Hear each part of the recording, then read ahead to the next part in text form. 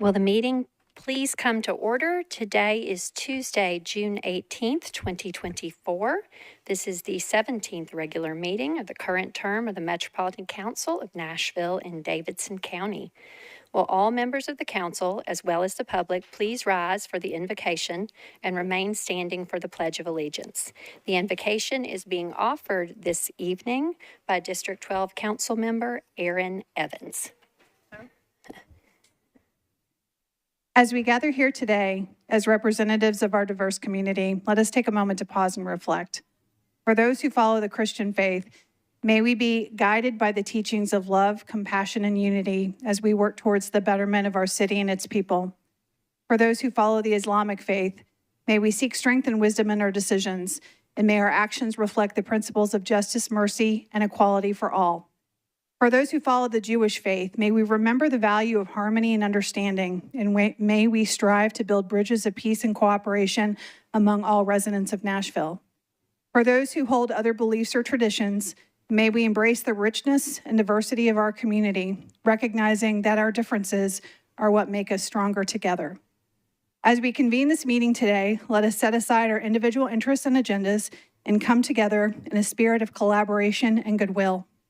May our discussions be fruitful, our decisions be just, and our actions be guided by a shared commitment in serving the common good. May our time together be blessed with harmony, respect, and a deep sense of unity, recognizing the sacredness of this moment and our shared responsibility to make Nashville a place of peace, prosperity, and opportunity. Amen. I pledge allegiance to the flag of the United States of America and to the republic for which it stands, one nation, under God, indivisible, with liberty and justice for all. Thank you very much, Councilmember Evans. Thank you. Okay. So June 20th solstice marks the official start of summer in our hemisphere, but our city is already many weeks into an abundance of summer celebrations. Happy Father's Day on this past Sunday. To all our fathers and father figures, you are appreciated. And I want to wish as well an Eid Mubarak to our Muslim neighbors.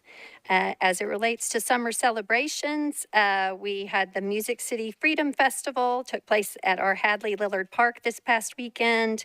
The Nashville Pride Festival will be on the Bicentennial Mall on Saturday and Sunday, and the Pride Parade will be this Saturday at 10 a.m. on Broadway. So look for members of this council in the parade, and we hope you'll join us downtown. We have a resolution on our council agenda tonight honoring June as Black Music Month. And in honor of the Juneteenth holiday, the National Museum of African American Music is having a community day with free admission tomorrow. And the annual Juneteenth 615 celebration with music, food, and fireworks will be taking place at Fort Negley Park this time tomorrow evening.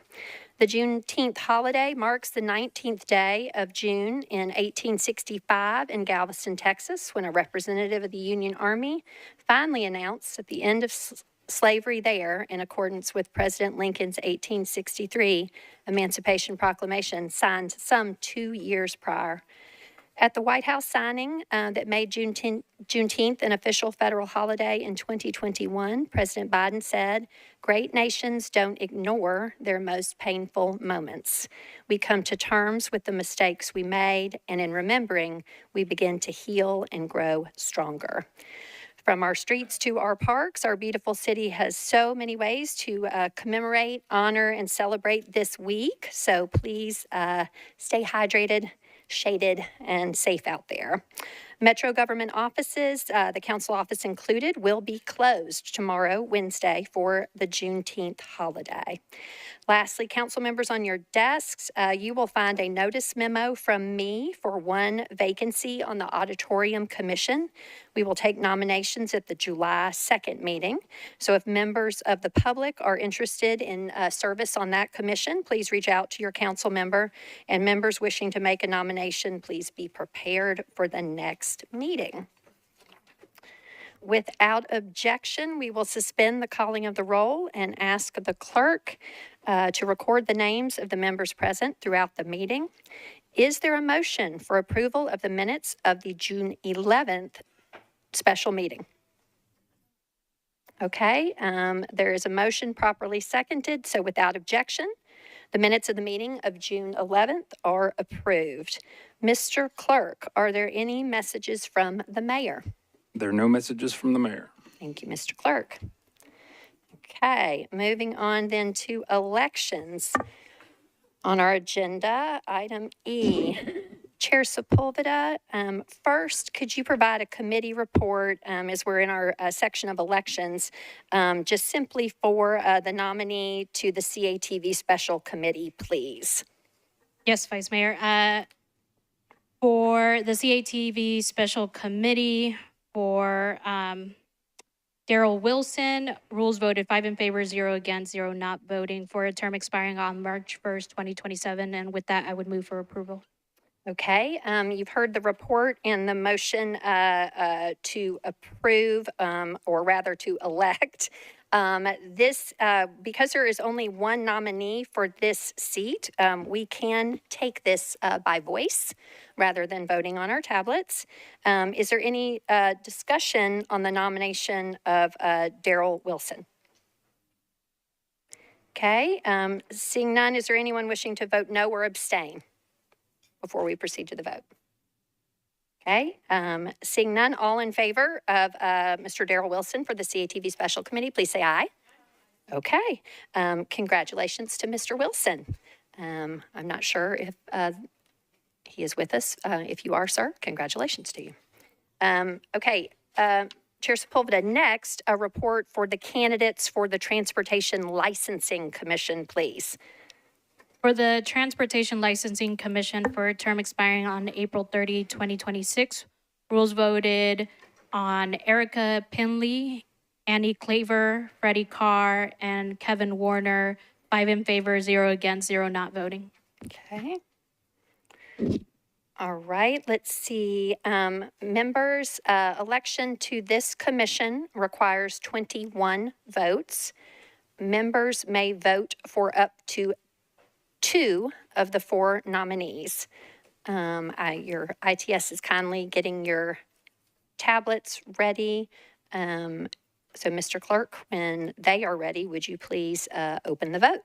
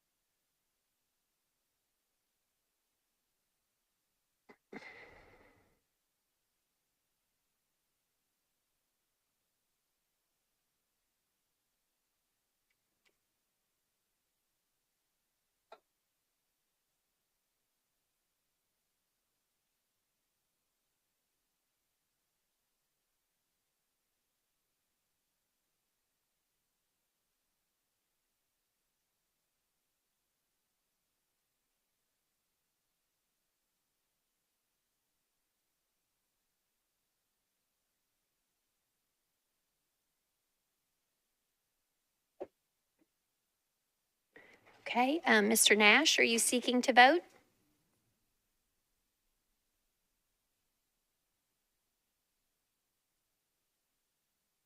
Okay. Okay, with that, Mr. Clerk, please close the vote and show the results.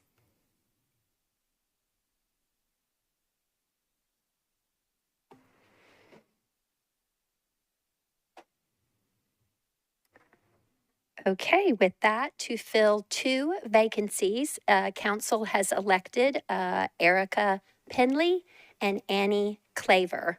Are Ms. Penley and Ms. Claver with us this evening? Thank you. We appreciate you and congratulations. We appreciate your willingness to serve.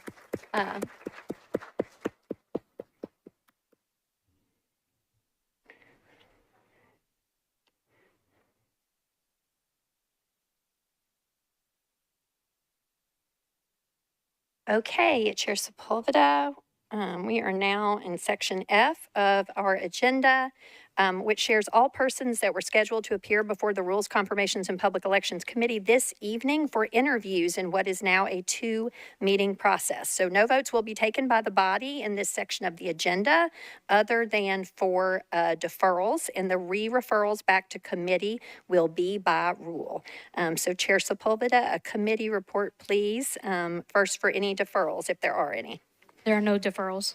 Okay, so then just a brief summary report, please, of persons who were interviewed and will be re-referred back to your committee for confirmation consideration at our regular meeting on July 2nd, please, ma'am. Thank you, Vice Mayor. For Airport Authority, Jocelyn Stevenson. For the Arts Commission, Evan Brown. For the Arts Commission, Jesse Rosenblum. And for Tourism and Convention of Jackie Marushka, we voted unanimously to re-refer. Okay, and they are so re-referred then by rule. Okay, so Chair Sepulveda, rolling right into confirmations. You are recognized for your committee report. Again, first on deferrals, if there are any, please. There are no deferrals, Vice Mayor. Okay. So next for persons who received a vote of recommendation by your committee, and then hopefully a consolidated motion, please.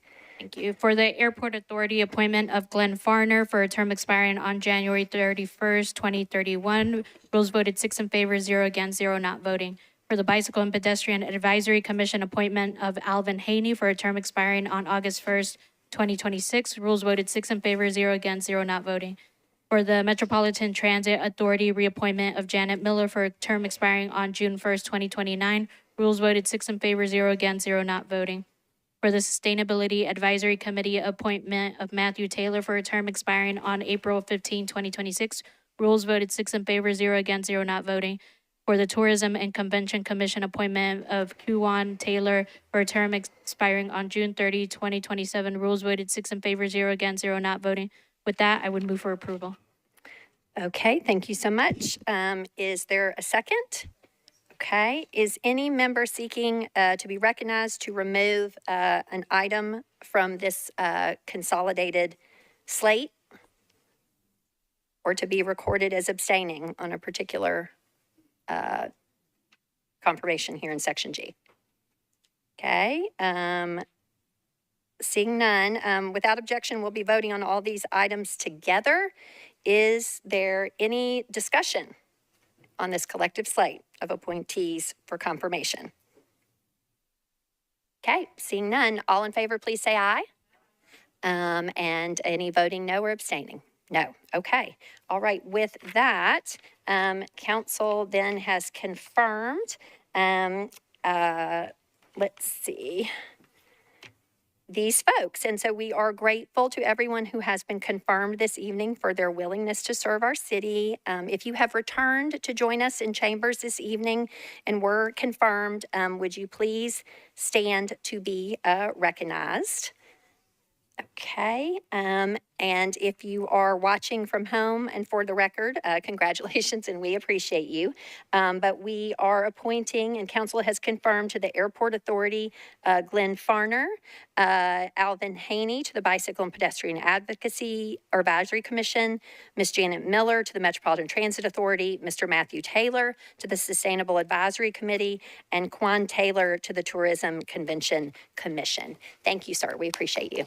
And thank you to everyone who is confirmed.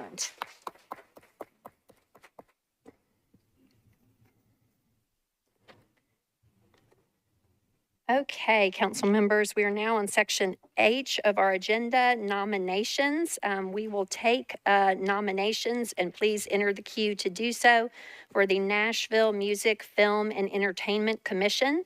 These are nominations to fill 3 vacancies with terms expiring June 20th in 2028, with an election to be held at the July 16th council meeting. Okay. Mr. Huffman, you're recognized. Thank you, Vice Mayor. I'd like to nominate Ross Holmes. Okay. Councilman Huffman has nominated Ross Holmes. Mr. Eastlick, you are recognized, sir. Thank you. I have 4 nominees: Mike Smartack, Robert Deaton, Josh Esler, and Brian Mansfield, all of which have been emailed to the clerk. Okay, thank you, Mr. Eastlick. I am not even going to endeavor to read those back. We will just keep rolling on. Mr. Cortez, you're recognized, sir. Thank you, Vice Mayor. Miss Gina Miller. Okay, Mr. Cortez has nominated Ms. Gina Miller. Okay, Councilmember Welsh, you're recognized. Thank you, Vice Mayor. I'd like to nominate Shannon Sanders. Okay, Councilwoman Welsh has nominated Shannon Sanders. Okay, Ms. Hill, you are recognized. Thank you, Madam Vice Mayor. Alexander Janko, Janko. Okay, Ms. Hill has nominated Alexander Jaco. Ms. Evans Siegel, you're recognized. Thank you, Madam Vice Mayor. I would like to nominate Stephanie Silverman. Okay, Ms. Evans Siegel has nominated Stephanie Silverman. Okay, Councilwoman Stiles, you're recognized. Yes, Anastasia Brown. Okay, Ms. Stiles has nominated Anastasia Brown. Mr. Prep T, you're recognized, sir. Thank you, Madam Vice Mayor. I nominate Lynette Kraft. Okay, Mr. Prep T has nominated Lynette Kraft. Okay, are any other members seeking to nominate a person to fill one of 3 vacancies on the Music, Film, and Entertainment Commission? Okay, Ms. Swara, you're recognized. Thank you, Vice Mayor. I'd like to nominate Mo Sabri, Mosabri. Okay, Ms. Swara has nominated Mo Sabri. Okay, Ms. Stiles, you're recognized again. Thank you, Vice Mayor. I was waiting for someone else to do this. Marsha Mashula. Okay, Ms. Stiles has nominated Marsha Masula.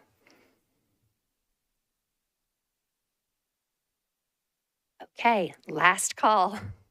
A very large slate of nominations. Okay, seeing none, we will conclude our nominations portion of the agenda.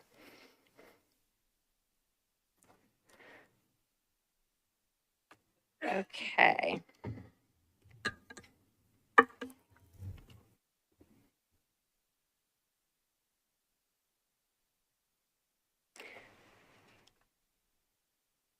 All right, next we are moving into our public comment period. Okay, public comment is limited to 20 minutes total. Each speaker is allowed up to 2 minutes to speak. Public comment is no longer limited to items on the council meeting agenda pursuant to Council Rule 28. Persons wishing to speak must sign up on the physical sheet located at the Metro Clerk's office counter on the day of the scheduled council meeting between 5 and 6 p.m. Persons speaking on agenda items must be prioritized to comply with state law. All speakers and members of the public are asked to be respectful, please. Okay, we will go in order of sign up, and first on our list is Maura Lee Albert, speaking on agenda item 71, which is the operational budget ordinance, BL 2024-373. She is here to speak in support. Go ahead, ma'am. Thank you so much. As Vice Mayor said, I am here to speak in support of the substitute budget and really to offer our thanks. We know that this has been a really tough budget year, and there's so many meetings and so many long nights, and we were here with them, but we really feel like this budget, for one of the first times, really centers Nashville residents and employees, that we really have put forward the needs of Nashville first. And so we're so thankful to the Budget Chair Porterfield, and all of those on the committee who continue to work really hard for that. We also want to appreciate the focus on equity that was seen. We know that the support staff in Metro schools are also in our union, and we understand that pay scale. So we were really grateful for the choice of equity. And when we talked with our union members understanding that some of the Metro employees were going to take a little bit less when we were asking for that COLA so that we could lift up other people. And that really is just such a mantra that we believe rising tide will lift all boats. So we're really grateful for that. Also, I'm here tonight, though, I wanted to lift up the worker safety bill that'll be on the second reading. Again, it's not our union, but it's about solidarity, and it's about all employees in Metro, and all of our residents should feel safe when they come to the workplace. So really hope you guys will support that too. And again, thank you for all the work that you guys consistently do for us. Thanks. Thank you. Next is Deluvio Palazzuolo, speaking on agenda item 39. That is RS 2024-556. This is a resolution supporting an end to violence in Israel and Palestine, speaking in opposition. Go ahead. Hello. I'm Deluvio Palazzuolo. My pronouns are they, them, and I am a trauma and decolonization psychologist. We're here on the lands of the Yuchi, Shawnee, and East Cherokee, and I'm here today to challenge 556. Yes, we have been here calling for the council to honor the over 2,500 Palestinians that live in Nashville, some of whom have lost hundreds of family members in this genocide, by denouncing the crimes of Israel through a ceasefire resolution. Yes, it may seem that these calls have been answered with 556, but reading through proves it untrue. As it stands, 556 is tainted with bias, inaccuracy, and avoidance. It seems to think around 500 words can describe what Palestinians have endured these last 9 months, let alone over 76 years.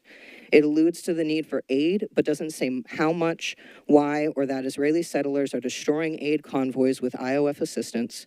It manufactures disconnect from the extermination efforts perpetrated by the Israeli occupation through vague and suppressive language to obfuscate the severity of this genocide. I call on this council to not pass this resolution until modifications are made, such as acknowledging the decades of atrocities committed by Israel against Palestinians, using truthful language and information to describe this genocide, and reformatting it as a resolution to end the violence committed against Palestinians, detailing demands such as allowing uncompromised and unrestricted delivery of aid, releasing the over 3,500 hostages held without charge in Israeli prison camps, revoking the evacuation orders and ceasing extermination efforts, permitting uninterrupted medical evacuation, and requiring Israel to provide reparations. In the fight for freedom, fundamental principles are of the highest value to follow when destroying oppression and occupation. Ensure that Nashville's voice echoes that of the liberator, not the genocider.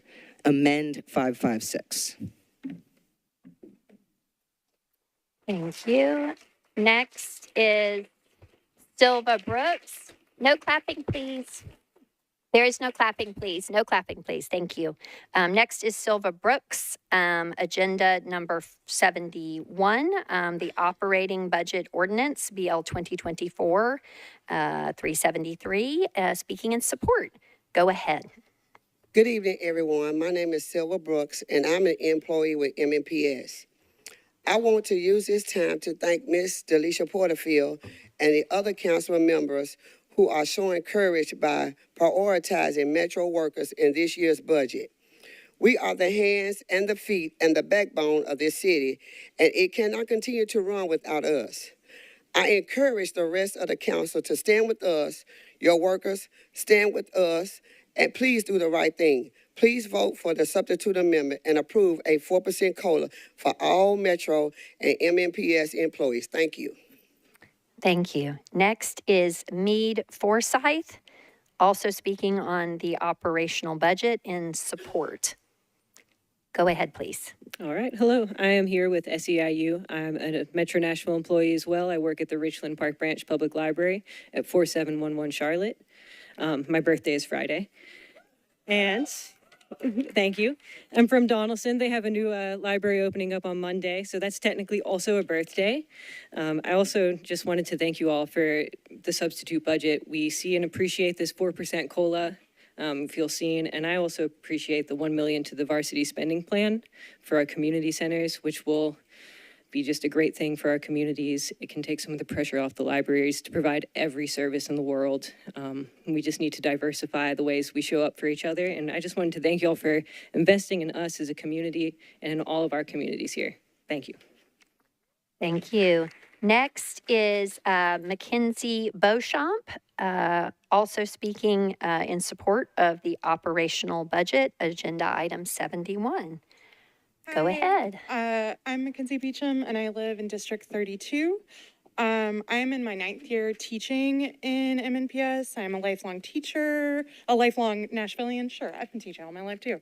I want to speak in support of Councilmember Porterfield's substitute budget, as long as it's clear that we don't stop here. We will continue to demand more pay because we can't afford to live in the city we teach in and work in. The median home price in Nashville is $478,000 currently, and our cost of living outpaces Atlanta and Charlotte. With a master's degree and nearly a decade of experience, buying a house in my hometown feels like an unreachable dream. I don't know if I'll be able to stay here. And honestly, our support staff in MNPS have it even tougher. And while I'm thankful for the $19.47 an hour minimum, we can't stop here. Every worker deserves a living wage, and we must show our students that we value them. And when you underpay MNPS staff, ultimately you're failing the kids of Nashville. Next year and all the years that follow, pay us so we can afford to live in the IT city too. Thank you. Thank you. Okay, next is Courtney Bell, speaking on the operational budget ordinance in support, agenda item 71. Thank you, Madam Vice Mayor. Good evening. My name is Courtney Bell. I'm a 911 dispatcher with the Emergency Communications Department, and Jeff Easlick is my council member. I stand before you today to extend my deepest gratitude to Budget Chair Porterfield and those who already support the substitute budget. I respectfully urge those who may not yet prioritize this matter to reconsider. Implementing 4% raises along with step increases would improve or would provide much needed security in an unpredictable field. As 911 dispatchers, we specialize in restoring order to disorder and bringing the calm to chaos. It is vital for our city and council to acknowledge the sacrifices made by your 911 dispatchers and prioritize their well-being. With several dispatchers suffering from their own personal crisis outside of work, financial concerns should be the last thing on our minds when we step into the room to help our citizens through some of their worst days of their lives. As you work to enhance city revenues, please consider starting with those of us who dedicate our lives to this city, yet struggle to afford living here. The proposed 4% raise and consistent step increases are indispensable for our personal well-being and enable us to maintain the highest standard of care for our citizens. Therefore, I urge your support for the substitute budget, allowing us to uphold our commitment to the residents and visitors of Davidson County. Thank you for your thoughtful considerations. Thank you. Next is Imani Minad, speaking on agenda item 39, resolution 556. Go ahead. Hello, my name is Iman Mined. I've grown up in the Nashville area since I was 5. I work in worship in Metro Districts 2 and 18. I'm here to speak on resolution 556. To the council members who have presented this resolution as an attempt to address our demands, really, thank you. We recognize your efforts, but find the resolution presented in its current state to be inadequate, and we would like to push for some of the issues in it to be addressed before it's voted on. We have sent an email detailing 4 edits we'd like to see made and why. I hope it was received. And I'd like to expand upon 2 things that form the basis for the changes that we're asking for. The first is taking responsibility for our complicity in the ongoing genocide in Gaza, and the second is maintaining the dignity of the Palestinian people by rejecting a framing that blames them for the conditions and treatment that they have been forced to endure. In regards to complicity, it has been over 8 months that we have seen the Israeli government slaughter tens of thousands of innocent Palestinians, maim and injure tens of thousands more, deny access to food and water, target hospitals, religious institutions, and civilian infrastructure, and force a population of people to live in makeshift tents in unsanitary conditions under the horror of constant bombardment, waiting for their turn to be slaughtered as if they are cattle. They have done this with our money, with our weapons, with our military support, and with our diplomatic cover as Americans. But we, the people, did not consent to this. The deep ties to the government and military of Israel go all the way from the national level down to the local level. We've expanded upon the local ties before, but we would love for nothing more than to be able to directly address those with the actual authority to withdraw our complicity in what's happening. But they have made it clear that they do not care and that they represent moneyed interests and not us. So we turn to you, the Metro Council, to amplify our voices, and we are hopeful that you will pass a resolution that shows you are a body which is responsive to the calls of the people. Also, pass the substitute budget. Thank you. Next is Charlie Rodriguez, here to speak in support of ordinance 2024-375. Go ahead. Good evening, Vice Mayor, council members at large, and council members. My name is Charlie Rodriguez. I am a resident of District 15. I'm here to speak on the Build It Right bill that has been in the work for over a year. In my time here, I have seen the workers who are building our city be treated incredibly unfair. I have sat down with them at their dinner table and heard them. I've heard the fear of not knowing if they could make ends meet for their family and being left out on the street due to their wages being stolen. I've heard their cries and pleas for help and for better working conditions and questions on how it is possible that such dangerous conditions could exist and nothing be done when workers are being injured constantly and then pushed to the side with false promises, no workers' comp, and no dignity, as if they were a broken tool to be disposed of. I saw how the unscrupulous contractor that Dennis Bache worked for tried getting his family to sign a document. As soon as they did, he would disclose where their loved one's body was, and he would then work to send Dennis's body back home. The workers building our city deserve better. They've elevated their voices to us, and we have done everything in our power to get to where we are. Workers' well-being and the well-being of their families are now in your hands. I urge you to please listen and deeply consider the Build It Right bill. Thank you for your time, Council. Thank you. Next is Jane Schnell, speaking on agenda item 57, BL 2024-390, here in support. Go ahead, please. Thank you. My name is Jane Schnelly. I live in Old Hickory. For the past 3 years, I've been involved in picking up litter in the Old Hickory and Hermitage areas. For the past year, I've worked primarily with Jordan Huffman. I spend 5 to 10 hours a week picking up primarily after the unhoused population in our area, the same areas over and over again. The things that I've picked up include needles, rotten food and food boxes, soiled clothing, bedding, and personal hygiene items. Areas that we pick up include needles at the Hermitage Post Office, the Dollar General parking lot, Juarez Drive, and numerous number 6 bus stops in Hermitage. The Hermitage police used to come out and pick up the needles, but it was occurring so frequently, they just instructed us to put them in cans. We must know who is giving out needles, especially if it is not part of the Safe Syringe program. It's a public safety issue. Discarded and soiled clothing is everywhere in Hermitage, including behind Lowe's, behind Truist Bank, behind Thornton's, alongside Burger King, around Stones River Bridge, between McDonald's, the post office, and many of the Route 6 bus stops.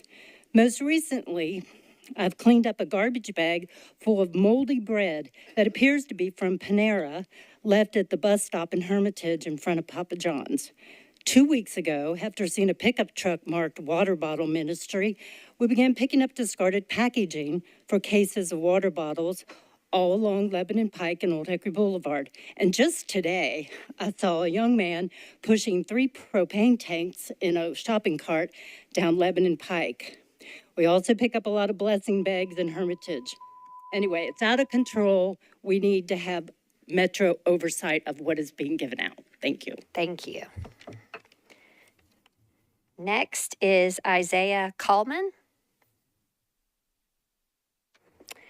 He is speaking on agenda item 71, the operational budget ordinance in support. Go ahead, sir. Hello. My name is Isaiah Kallman, and I live in Councilmember Parker's district. This is my first time speaking at council. Many of my friends and neighbors have encouraged me to share my story with you today. I moved from Michigan to Nashville in 2007. Before moving here, I struggled with unstable housing for years and relied heavily on public transit. When I arrived in Nashville and began to work my way out of poverty, I was disappointed to find an inefficient bus system that could take 2 hours to reach a destination 6 miles away. Needless to say, I walked a lot. This budget season is coming to an end, but at the end of this year and into next, we'll be talking about a lot of big changes. There's a transit referendum I've heard coming up, and there's the unified housing strategy that is coming up. We need to make sure that these are opportunities to push for solutions that will truly help all of Nashville. I believe transportation is a key aspect to civic care, as well as accessible housing for those who strive to make a life here like I did 17 years ago. A lot has changed in Nashville since 2007. Change is inevitable. Living things grow and change. Well, as our city grows, we need to make sure any major plans such as transit and housing will include community input. If we can come up with $2.3 billion for a stadium, surely we can come up with money to build adequate housing and transit for the people who live and work here. Thank you.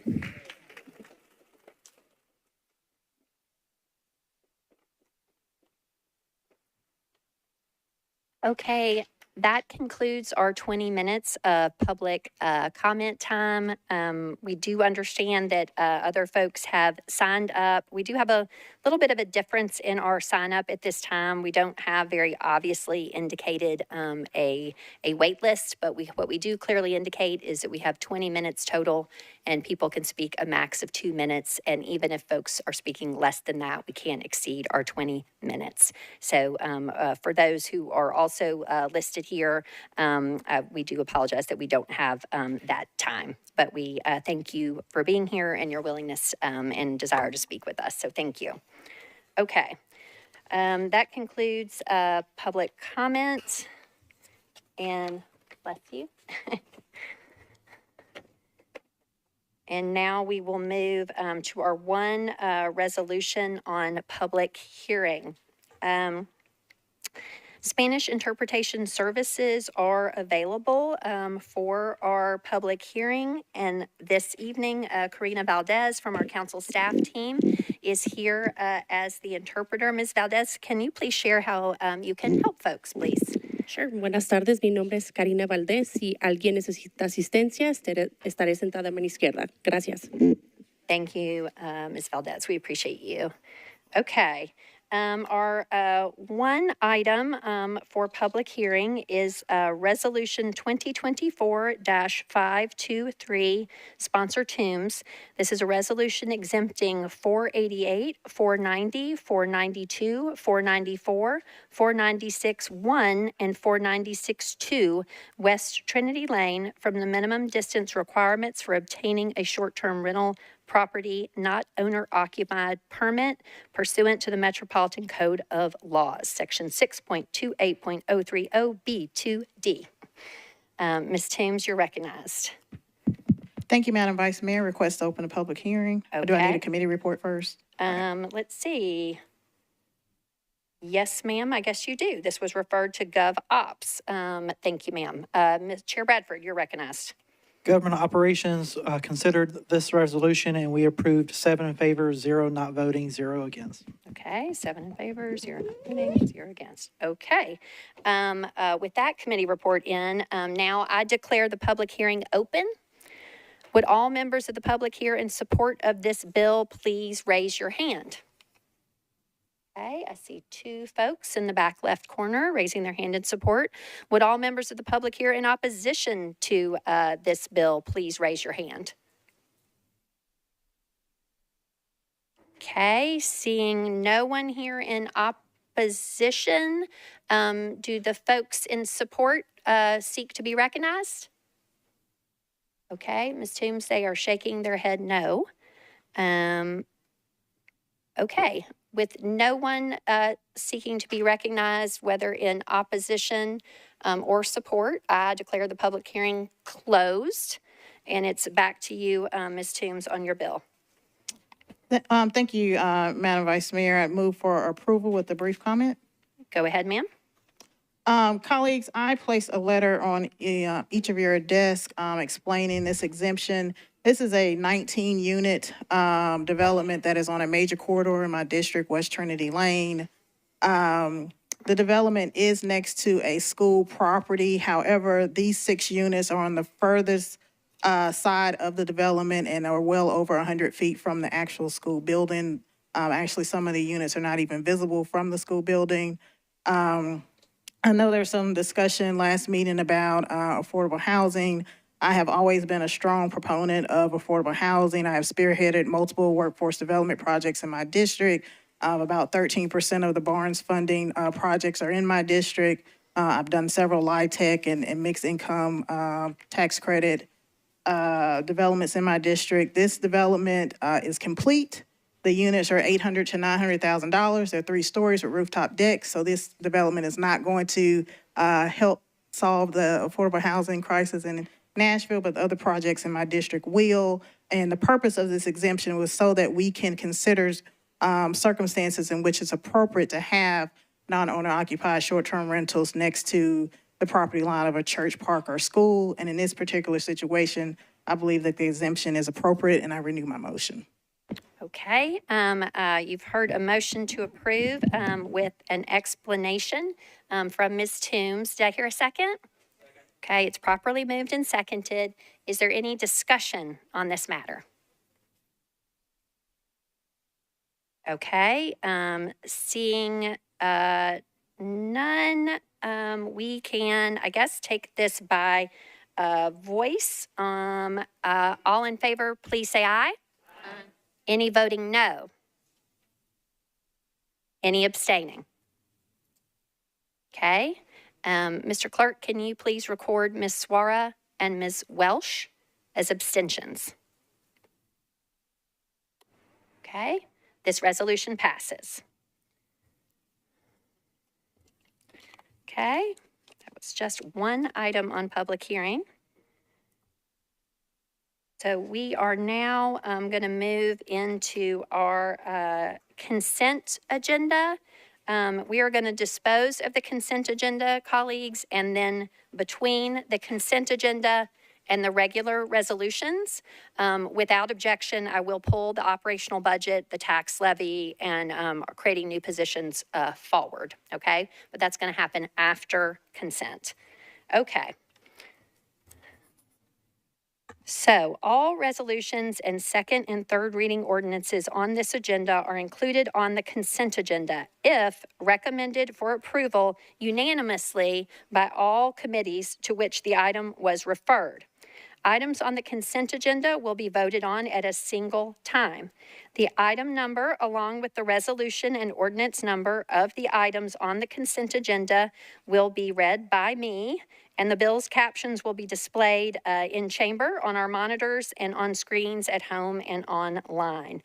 Members of the council may remove any item from the consent agenda by request before the consent agenda vote is taken. Okay.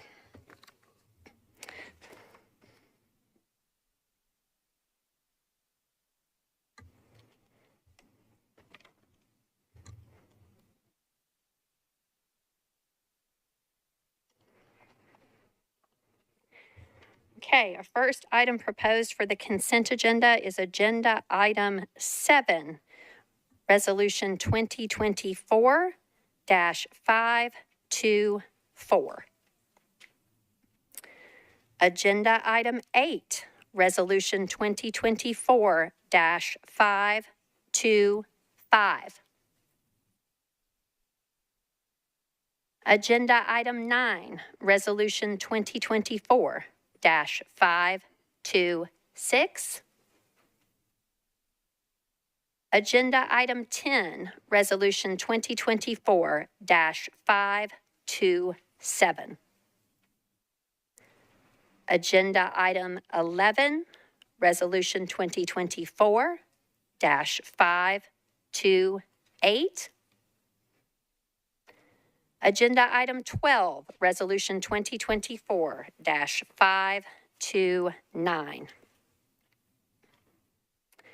Agenda item 13, resolution 2024-530. Agenda item 14, resolution 2024-531. Agenda item 15, resolution 2024-532. Agenda item 16, resolution 2024-533. Agenda item 17, resolution 2024-534. Agenda item 18, resolution 2024-535. Agenda item 19, resolution 2024-536. Agenda item 20, resolution 2024-537. Agenda item 21, resolution 2024-538. Agenda item 22, resolution 2024-539. Agenda item 23, resolution 2024-540. Agenda item 24, resolution 2024-541. Agenda item 25, resolution 2024-542. Skipping to agenda item 27, resolution 2024-544. Agenda item 28, resolution 2024-545. Agenda item 29, resolution 2024-546. Agenda item 30, resolution 2024-547. Agenda item 31, resolution 2024-548. Agenda item 32, resolution 2024-549. Agenda item 33, resolution 2024-550. Agenda item 34, resolution 2024-551. Agenda item 35, resolution 2024-552. Agenda item 36, resolution 2024-553. And then skipping ahead to agenda item 38, resolution 2024-555. And then lastly, among resolutions on consent, agenda item 40, resolution 2024-557. So next, we'll move to second reading ordinances proposed for the consent agenda.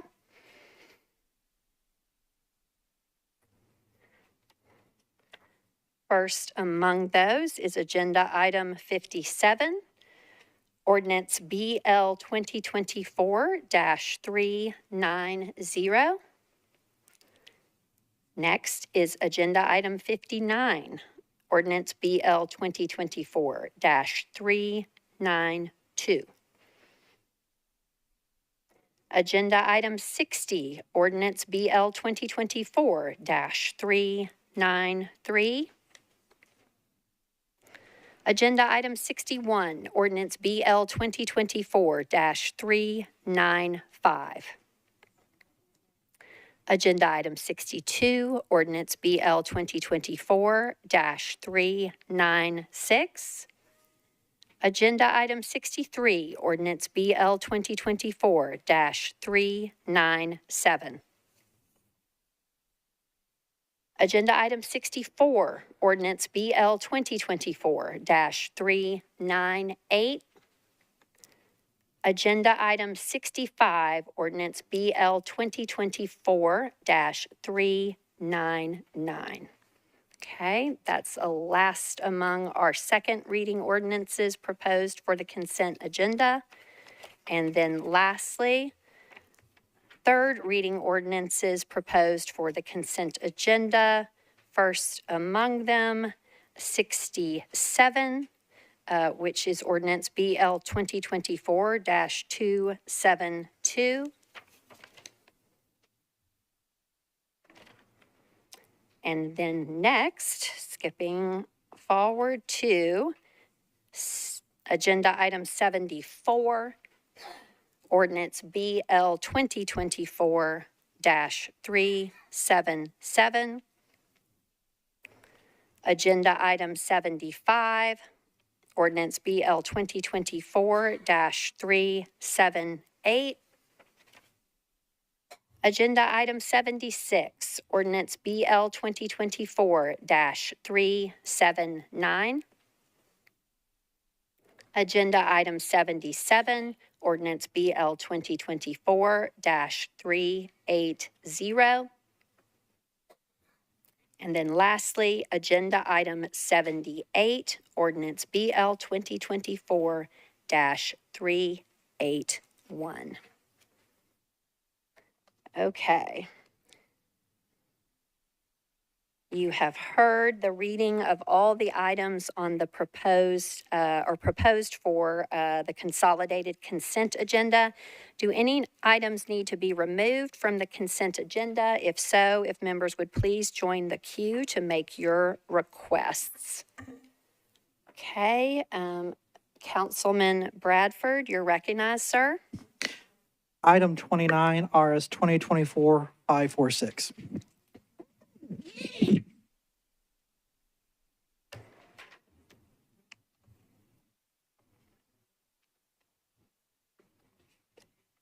Okay, Councilman Bradford has removed agenda item 29, RS 2024-546, from the consent agenda.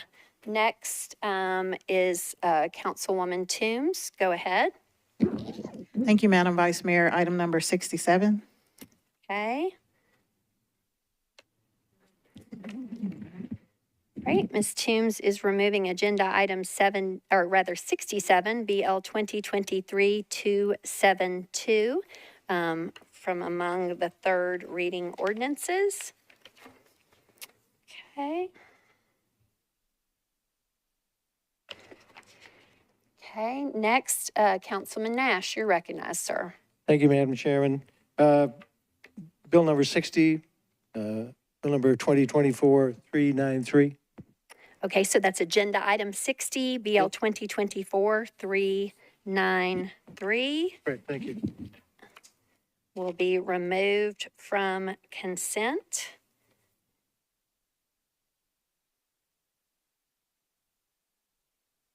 Okay, Ms. Kimbrough, you're recognized, ma'am. Thank you, Vice Mayor.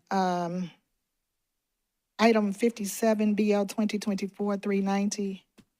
Okay. Ms. Kimbrough has requested agenda item 57, BL 2024-390, be removed from consent. And the other is item 77, BL 2024-380. Okay, agenda item 77, BL 2024-380, will be removed from consent.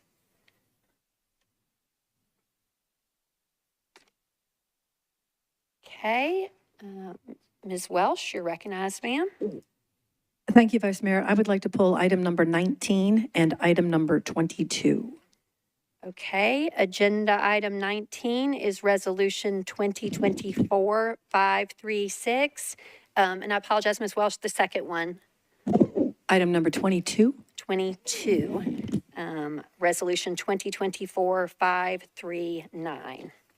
Okay. Agenda item 19 and 22 will be pulled from consent. Okay, Ms. Stiles, you're recognized. Thank you, Vice Mayor. Number 40, Resolution 2024, I believe it's 557. Okay, agenda item, 40. okay. Resolution 2024-557, okay.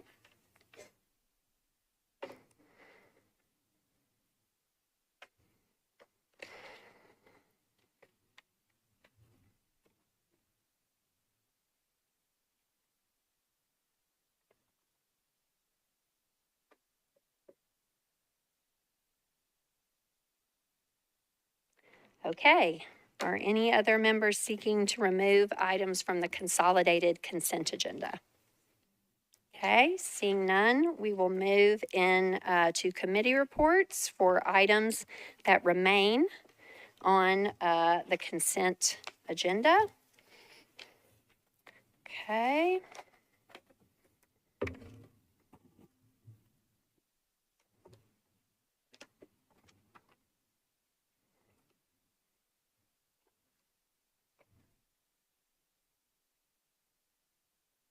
Bear with me here.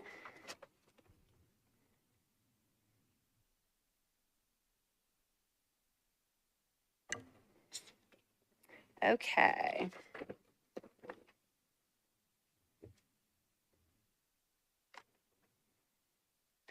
All right. Budget and Finance Committee Chair Porterfield, you are recognized, ma'am, for your committee report, please.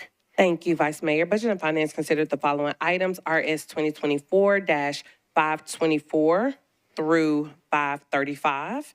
All of those items passed 12 in favor, 0 against, 0 not voting. Items RS 2024-537 and 538, 12 in favor, 0 against, 0 not voting. RS 2024-540 through 545, 12 in favor, 0 against, 0 not voting. RS 2024-547, 12 in favor, 0 against, 0 not voting. BL 2024-392 and BL 2024-393, both 12 in favor, 0 against, 0 not voting. Okay, thank you, Chair Stiles. Next, or rather, Chair Porterfield, I was thinking ahead. Next is Chair Stiles for the Arts, Parks, and Libraries Committee report, please. Thank you, Vice Mayor. The Arts Committee heard RS 2024-529, RS 2024-537, and RS 2024-538, passing 6 in favor and 0 against. Okay, thank you, Chair Stiles. Okay, next I'm going to go to Planning and Zoning Committee Chair Gamble. You're recognized, ma'am. Thank you, Vice Mayor. Planning and Zoning considered resolutions RS 2024-545, 546, 547, 548, 549, and 550. 551 and 552, recommended approval, 10 in favor, 0 against, 0 not voting. Also considered bills on second reading, BL 2024-392, 393, 395, 397, 398, 399, 10 in favor, 0 against, 0 not voting. I don't think third reading 348, is that on consent? Let's see. We do no committee reports for those third reading items. Thank you. Okay. Okay, I think we have one here to take out. Okay, thank you, Chair Gamble.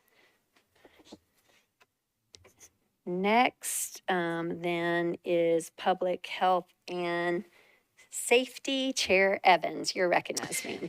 Thank you, Vice Mayor. Public Health and Safety considered RS 2024-528 all the way through to RS 2024-534. And for each of those items, we recommended approval, 8 in favor, 0 against, 0 not voting. Okay, and then Ms. for Evans, I do not have 528 on the consent agenda. I'm sorry, I don't. 526, my apologies. Okay, got it. Yeah, it's Got 526 Okay. all the way through Got it. to 534. Okay. It recommended approval, 8 in favor, 0 against. Okay. And then item number RS 2024-535, we recommended approval, 9 in favor, 0 against, 0 not voting. And then item number 40, or RS 2024-540 through 542, so 40, 41, 42, we recommended approval, 8 in favor, 0 against, 0 not voting. Okay. And then we went to RS 2024-544 and recommended approval, 8 in favor, 0 against, 0 not voting. Okay, and then you have one ordinance on second reading. I believe that was pulled off consent. Okay, I apologize. Thank you. Thank you. It's off consent. Okay. Thank you, Chair Evans. Okay, next is Rules, Confirmations, and Public Elections. Chair Sepulveda, you are recognized. Thank you, Vice Mayor. Rules considered RS 2024-553 and 555. We voted 4 in favor, 0 against, 0 not voting. Okay. Thank you. And lastly, Transportation and Infrastructure Committee Chair Parker, or I know Ms. Evans Siegel, I think, was doing your committee, but you've got your report, sir. Okay, go ahead. Transportation and Infrastructure considered RS 2024-545, 546, as well as 548 through 552. Recommended approval of all those, 7 in favor, 0 against. Bills on second reading considered BL 2024-395 through 399. Also recommended approval of all of those, 7 in favor, 0 against. Okay, thank you, Chair. And could I get a motion to approve, please, the consolidated consent agenda? Absolutely. Okay, properly moved and properly seconded. Is there any discussion on the consolidated consent agenda? Okay, seeing none, all in favor, please say aye. Aye. Any voting no or abstaining? Okay, we have passed all items on consent. And now we are going to, without objection, pull forward items pertinent to our operational budget. And so that will be agenda item 71, the operational budget, 72, the tax levy, and 73 as well regarding new budgeted positions. Is there any objection to moving those 3 items forward on the agenda? Okay, seeing none, we will proceed.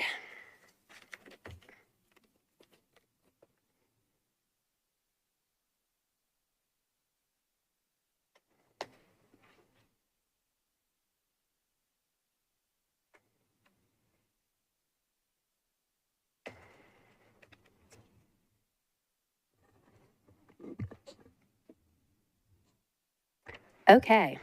Agenda item 71, ordinance BL 2024-373, sponsor Porterfield, is a bill to be entitled the Budget Ordinance of the Metropolitan Government of Nashville and Davidson County, Tennessee for the fiscal year 2025.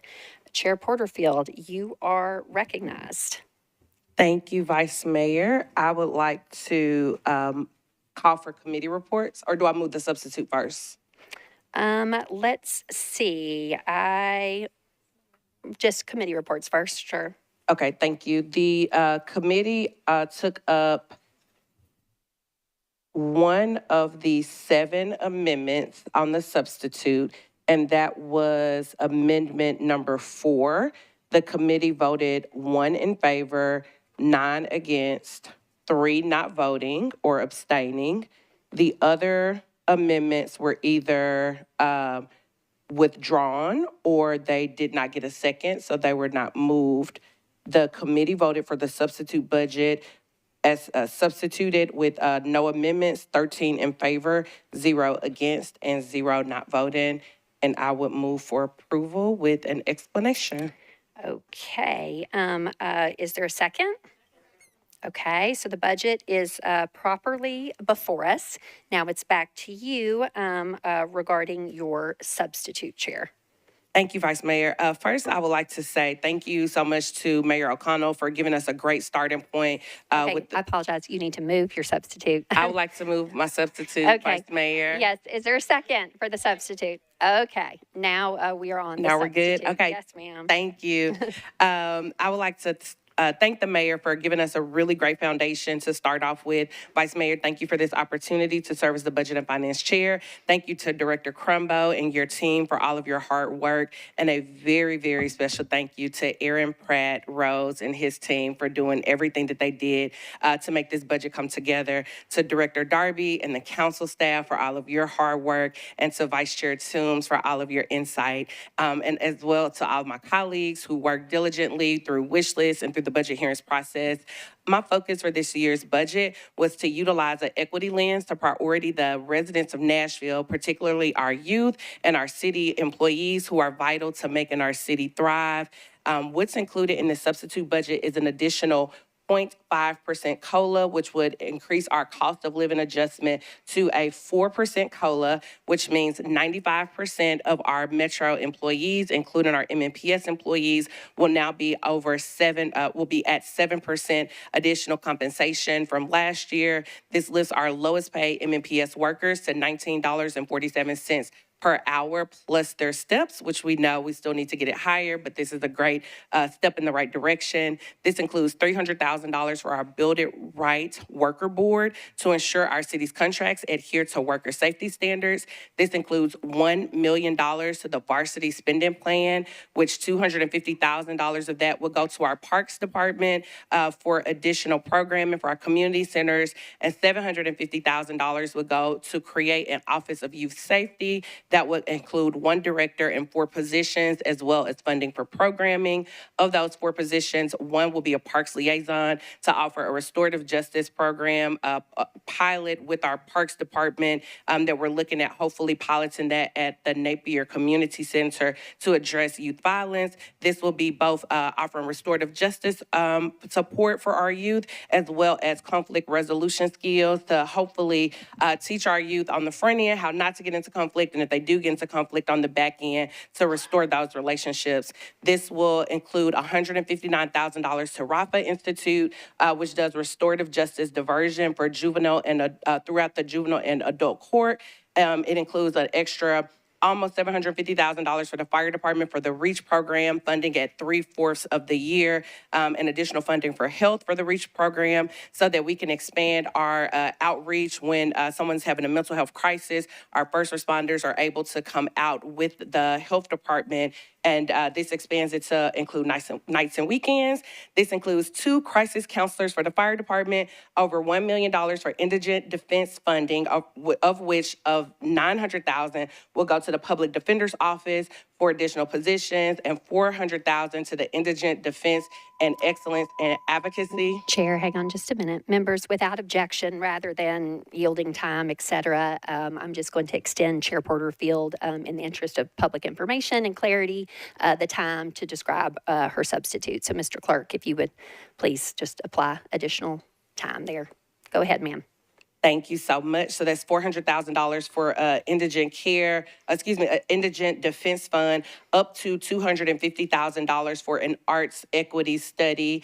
The Metro MHRC will be getting funding for an associate director of just innovation and civic access and evaluation coordinator. We have 2 housing navigators to help support individuals going through eviction court. The Beer Board will get funding for the One Box program, which is a delivery mechanism for Narcan to help reverse overdoses, and additional support for the Office of Nightlife. 2 positions for animal control, which will be an animal control officer and an animal care assistant. $150,000 for the Office of Film and Entertainment. $150,000 to health for period products to put in our schools and public buildings, $200,000 towards a countywide childcare study, $35,000 to libraries for language access services, $75,000 to General Sessions Court for their competency court to comply with our new state law, an allocation of $20,000 to the health department for animal control, for spay and neuter clinics.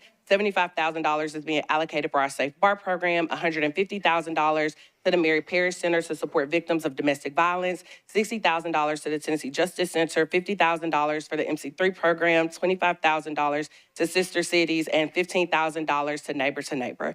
You may be wondering, how did we get there? Because if you were at any of these budget sessions, you heard time and time again that we did not have the money to get there. We were able to benefit from the targeted savings that was in the mayor's budget. We did not have to do any additional targeted savings. We were able to reduce admin accounts, but I do have to be very clear that because of a mid-year supplemental, we were able to reduce those admin accounts. However, in our next budget, we do have to refill those accounts, so we will not be able to tap them so low this time.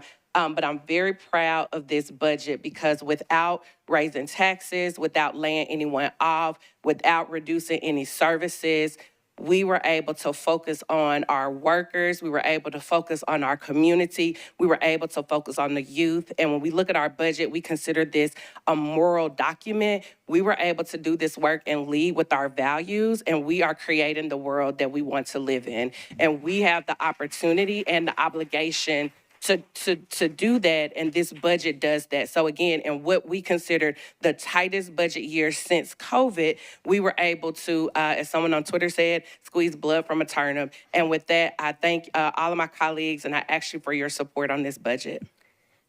Thank you so much, Chair Porterfield. Well done. Okay, so there is a motion properly seconded on Chair Porterfield's substitute. Is there any discussion on the substitute? Ms. Lee, you're recognized. Thank you, Madam Vice Chair. Vice Mayor. I just stand in support of this bill as substituted. I want to say bravo to all of the hard work that was put into this. It was no simple task, and everybody who leaned into this and rolled up their sleeves and did this, bravo, bravo, bravo to you. This has something great for all the services that it puts in there for Metro schools, for our workers, for the youth, a lot of things that we wanted to see. Is this the best budget in the world? No. But is this a heck of a good budget as substituted? Yes, it is. And I'm saying bravo to all of your hard work, everybody's work, and I hope you will support this. Thank you very much. Thank you, Ms. Lee. Ms. Swara, you're recognized on the motion to substitute.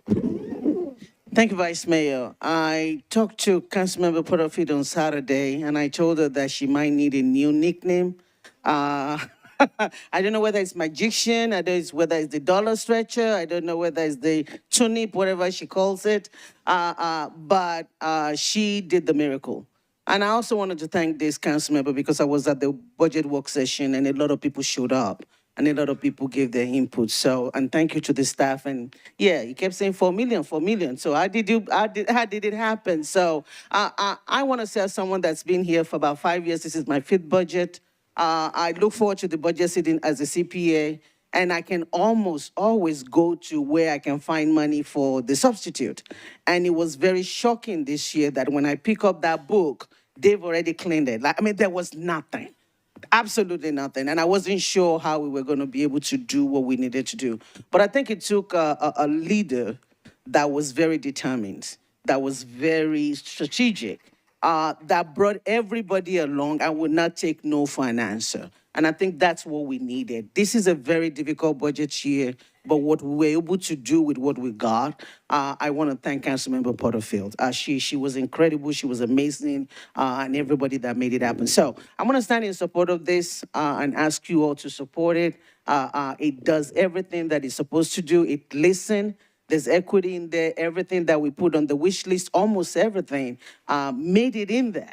And you can see I'm so proud of the varsity plan, all the stuff that we get to do for the youth. I'm glad for what we get to do for the employees. I mean, I cannot the fire department, my councilors, I didn't even know she got that in there. Rafa got additional money. So this was a well-rounded, difficult job to do, but the magician made it happen. So thank you for your leadership. Thank you for your hard work. And colleague, please support it. Thank you. Thank you. Well said. Okay, Councilman Cortez, you're recognized, sir. Thank you, Vice Mayor. When I was a kid, a single earning blue collar worker could buy a home, put food on the table, put his or her kids through college, go on vacation each year, and at the end of every month, put money away for a rainy day. A single earning blue collar worker could do that, working 40 hours a week. Did we solve that problem here? We did not. But the work of this body and this administration, you look at the MOU between Labor and Fallon, you look at this budget, we are creating an environment that creates a better quality of life for workers, creates a better quality of life for residents, and it's a county where people still want to invest. That is good work. That is a very good story. And I want to thank Chair Porterfield. Your leadership through this has been absolutely phenomenal, and it's been a pleasure to watch you work. And I ask all my colleagues to support this. Thank you so much. Thank you, Mr. Cortez. Councilman Cash, you're recognized, sir. Thank you, Chair. What Councilmember Cortez said was kind of part of what I want to say. I'm so thankful to the mayor for the starting point and for Chair Porterfield. We do spend a lot of time listening and trying to solve economic issues for Nashvillians. And we do here. We are not able to always fix it as much and as quickly as we want, but there are lots of affordability issues with housing we spend a lot of time working on, and healthcare and childcare.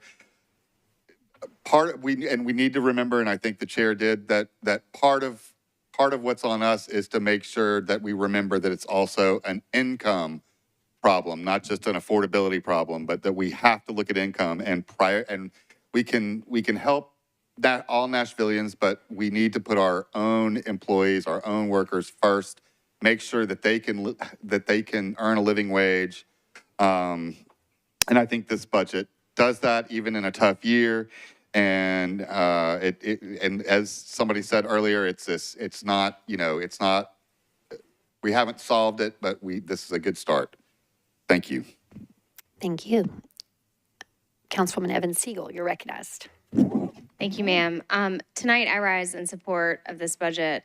I also, and with no shade, and I say this knowing that I am sitting in between two of them, chairs of this committee and this process, I feel sorry for my colleagues who didn't get to do this the first time with a teacher at the helm, because as Chair Porterfield reminded us throughout, having good teachers matters.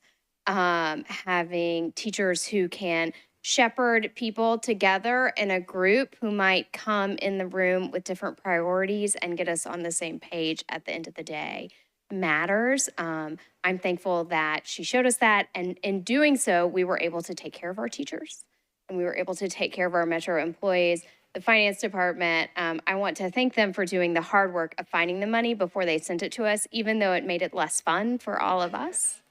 And I don't want to lose sight of the fact that this is a historic budget, because we have really put a focus on holistic community safety in a way as a body that we have never before done. That means looking at what people need when it comes to childcare and housing. It also means making sure we fund mental health support first, that we fund opioid support where it's needed, that we make sure that Safe Bar is downtown so that people who are out and drinking feel safe. Putting community safety first in a holistic way will serve us in the short and the long term in ways that we've never done. And I am hopeful that everyone here is supportive of this budget. And thank you again to the chair for being such a good teacher. Thank you, Ms. Evans Siegel. Ms. Gadd on the substitute. Go ahead, please. Thank you so much, Vice Mayor. I want to join my colleagues in saying thank you to Leader Porterfield. As you were referenced by our colleague, Thank you for your leadership in this, encouraging us to attend the budget work sessions or listen to them or engage in them in the best way we could. That was, you were very diligent in those to make sure we understood the process. As our other colleague has, as my colleague has alluded to, that teacher background has come through. But that was incredibly important to me as a first-term council member, learning this process. And then I think it is probably a little unfair that we have benefited from this in our first round for those of us who are termers, knowing of how you put it, how to squeeze that turnip for all the good stuff. I'll put it that way. So thank you so much. This budget, I know there were, what you were able to do, the substitute budget, was to share so many of the wonderful things that providing that equity lens you were able to focus on. And thank you for that. That is some of the hardest work is to look at a moral document, which is a budget, and to apply an equity lens. It's the most challenging part. I will say also what you were able to do in this budget is listen to so many of us. We're looking to provide period products and menstrual products and into to schools. And while we'll still have more work to go into public facilities, you've been able to prioritize that, which has not been done before. There's a litany of other things, and I'm looking forward to writing a newsletter for the first time in a long time. So thank you for that, to be able to share the incredible work that you and so many of our other colleagues have participated in. But thank you so much. And I will be supporting this, and I urge my colleagues to do the same. Thank you, Ms. Gadd. Chair Evans, you're recognized, ma'am. Thank you, Vice Mayor. Of course, I echo all the wonderful sentiments about the chair's substitute. I am really appreciative of the fact that we kind of listened from a committee perspective, included a lot of opportunities to fund things that were important in committee conversations. And it was also very encouraging to see so many people turn up for budget work sessions. Many times we had a majority of members attend, and that was amazing. And so I know kind of for first termers especially, like it's hard to go from like this significance of all these meetings, and then we have this little bit of a lull like right after the budget. But if we could all lean into all these things that we've funded, I think it's going to be really, really important as we look ahead to implementation and then also the next budget. So thank you. Thank you, Chair Evans. Chair Bradford, you're recognized, sir. Thank you, Vice Mayor. So I'm not going to stand here and say anything nice about Chair Porterfield because there's nothing that I can say that hasn't already been said.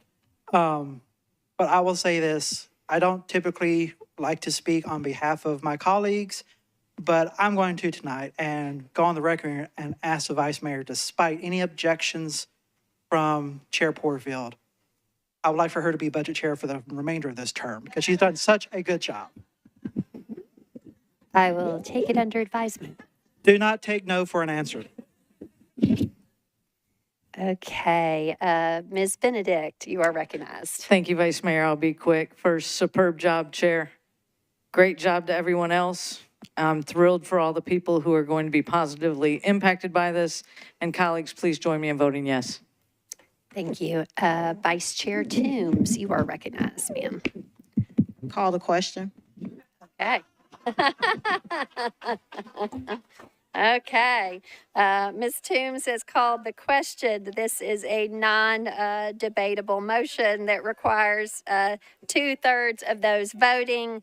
So we will move to a voice vote on the motion to call the previous question, which will conclude debate discussion on the substitute, the motion to substitute. All in favor of calling the question, please say aye. Any voting no? Okay, all right. Now that's a vice chair right there. Okay.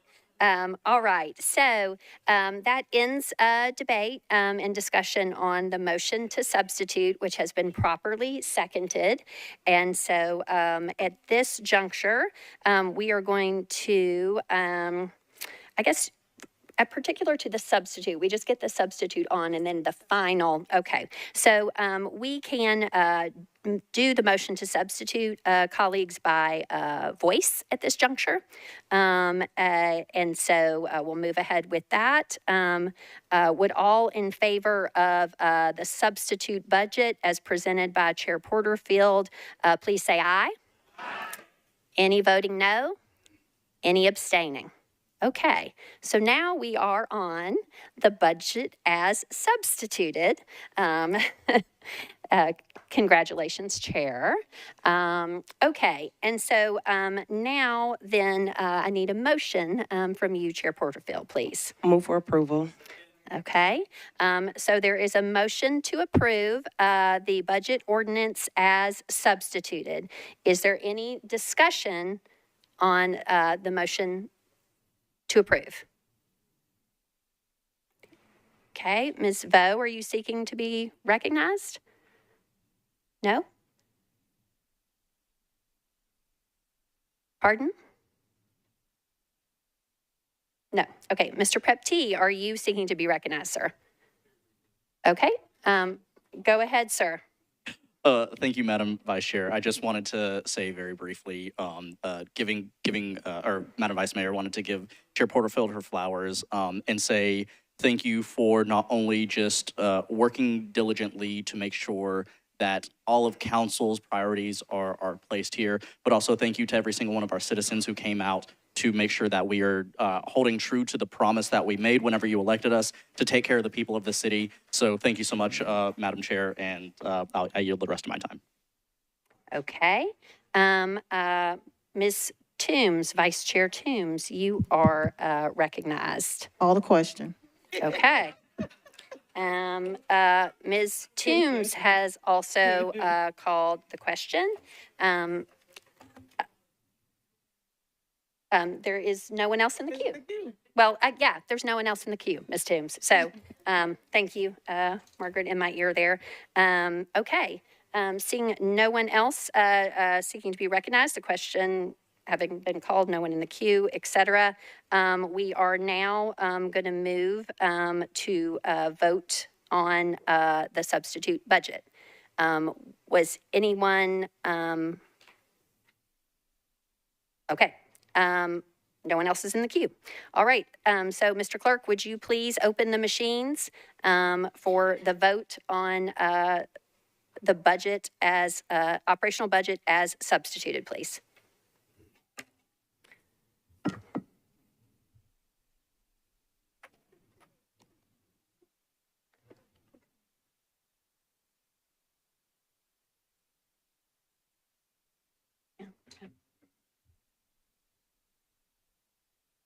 Okay, Mr. Clerk, please show the vote. Okay.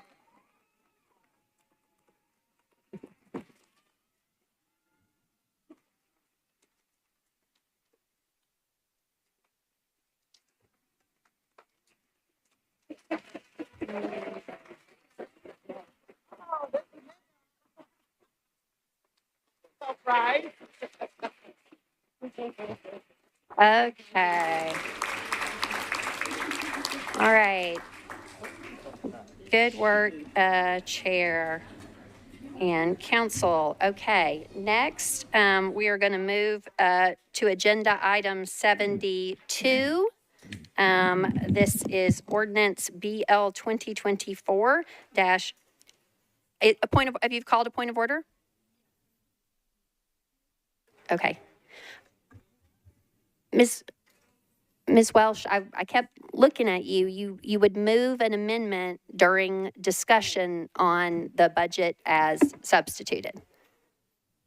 Okay, it's up to you at that juncture in the time of discussion to move the amendment. I thought the budget chair was going to be calling up amendments. The budget chair did not seek to move any amendments. No. Okay. All right. Okay. We are now on agenda item 72, ordinance BL 2024-374. This is an ordinance establishing the tax levy in the General Services District for the fiscal year 2024-2025 and declaring the amount required for the annual operating budget of the Urban Services District pursuant to Section 6.07 of the Metropolitan Charter. Chair Porterfield, you are recognized. Thank you, Vice Mayor. Budget and Finance took this item up and voted 13 in favor, 0 against, 0 not voting. Move for approval. Okay. Is there a second? Okay. There is a motion to approve, properly seconded. You've heard the committee report of Chair Porterfield. Is there any discussion on the tax levy ordinance? Seeing none, all in favor, please say aye. Oh, and I apologize, colleagues, we have to do a roll call for the tax levy. Mr. Clerk, if you would please open the machines, the vote, et cetera.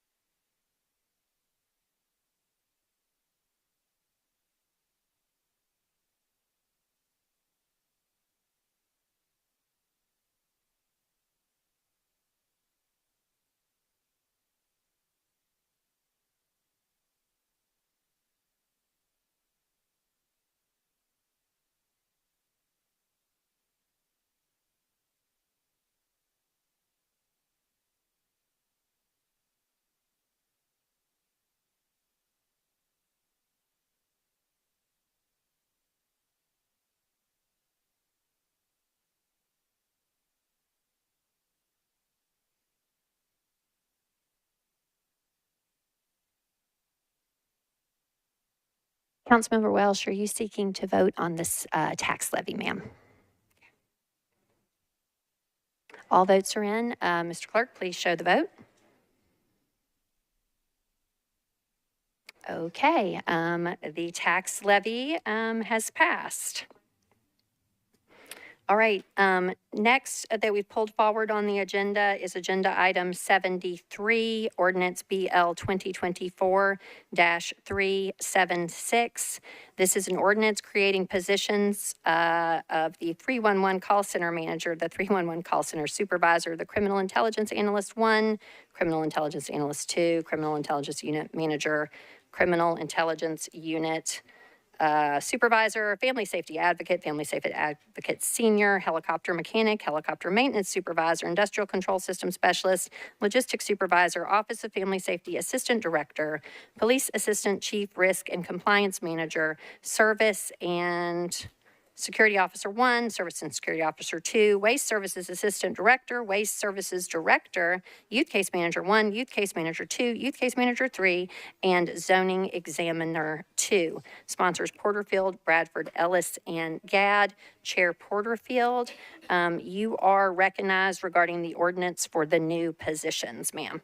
Thank you, Vice Mayor. Budget and Finance considered this item and voted 13 in favor, 0 against, 0 not voting. And with that, I move for approval. Oh, no, sorry. Committee reports, GovOps. My apologies. Okay. Chair Bradford, you're recognized, sir. I say I was going to be chair. Government operations, we approved this, 7 in favor, 0 against, 0 not voting.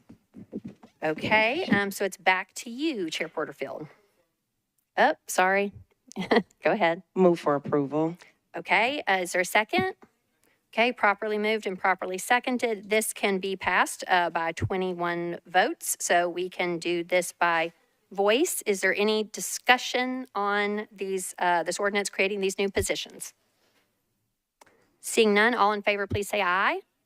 Any voting no? Any abstaining? Okay. This ordinance has also passed. Okay. Those were the 3 operational budget-related items that we pulled forward on the agenda. Now we are going back to resolutions that were not on consent.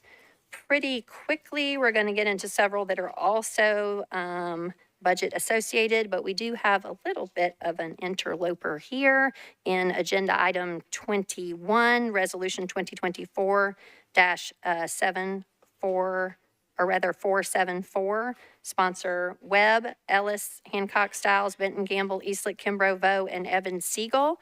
This is a resolution expressing support for the infill development application filed with the Metro Historic Zoning Commission to replace the existing surface parking lot located at 201 to 205 Broadway with the new construction, including a new downtown fire and emergency services operation center.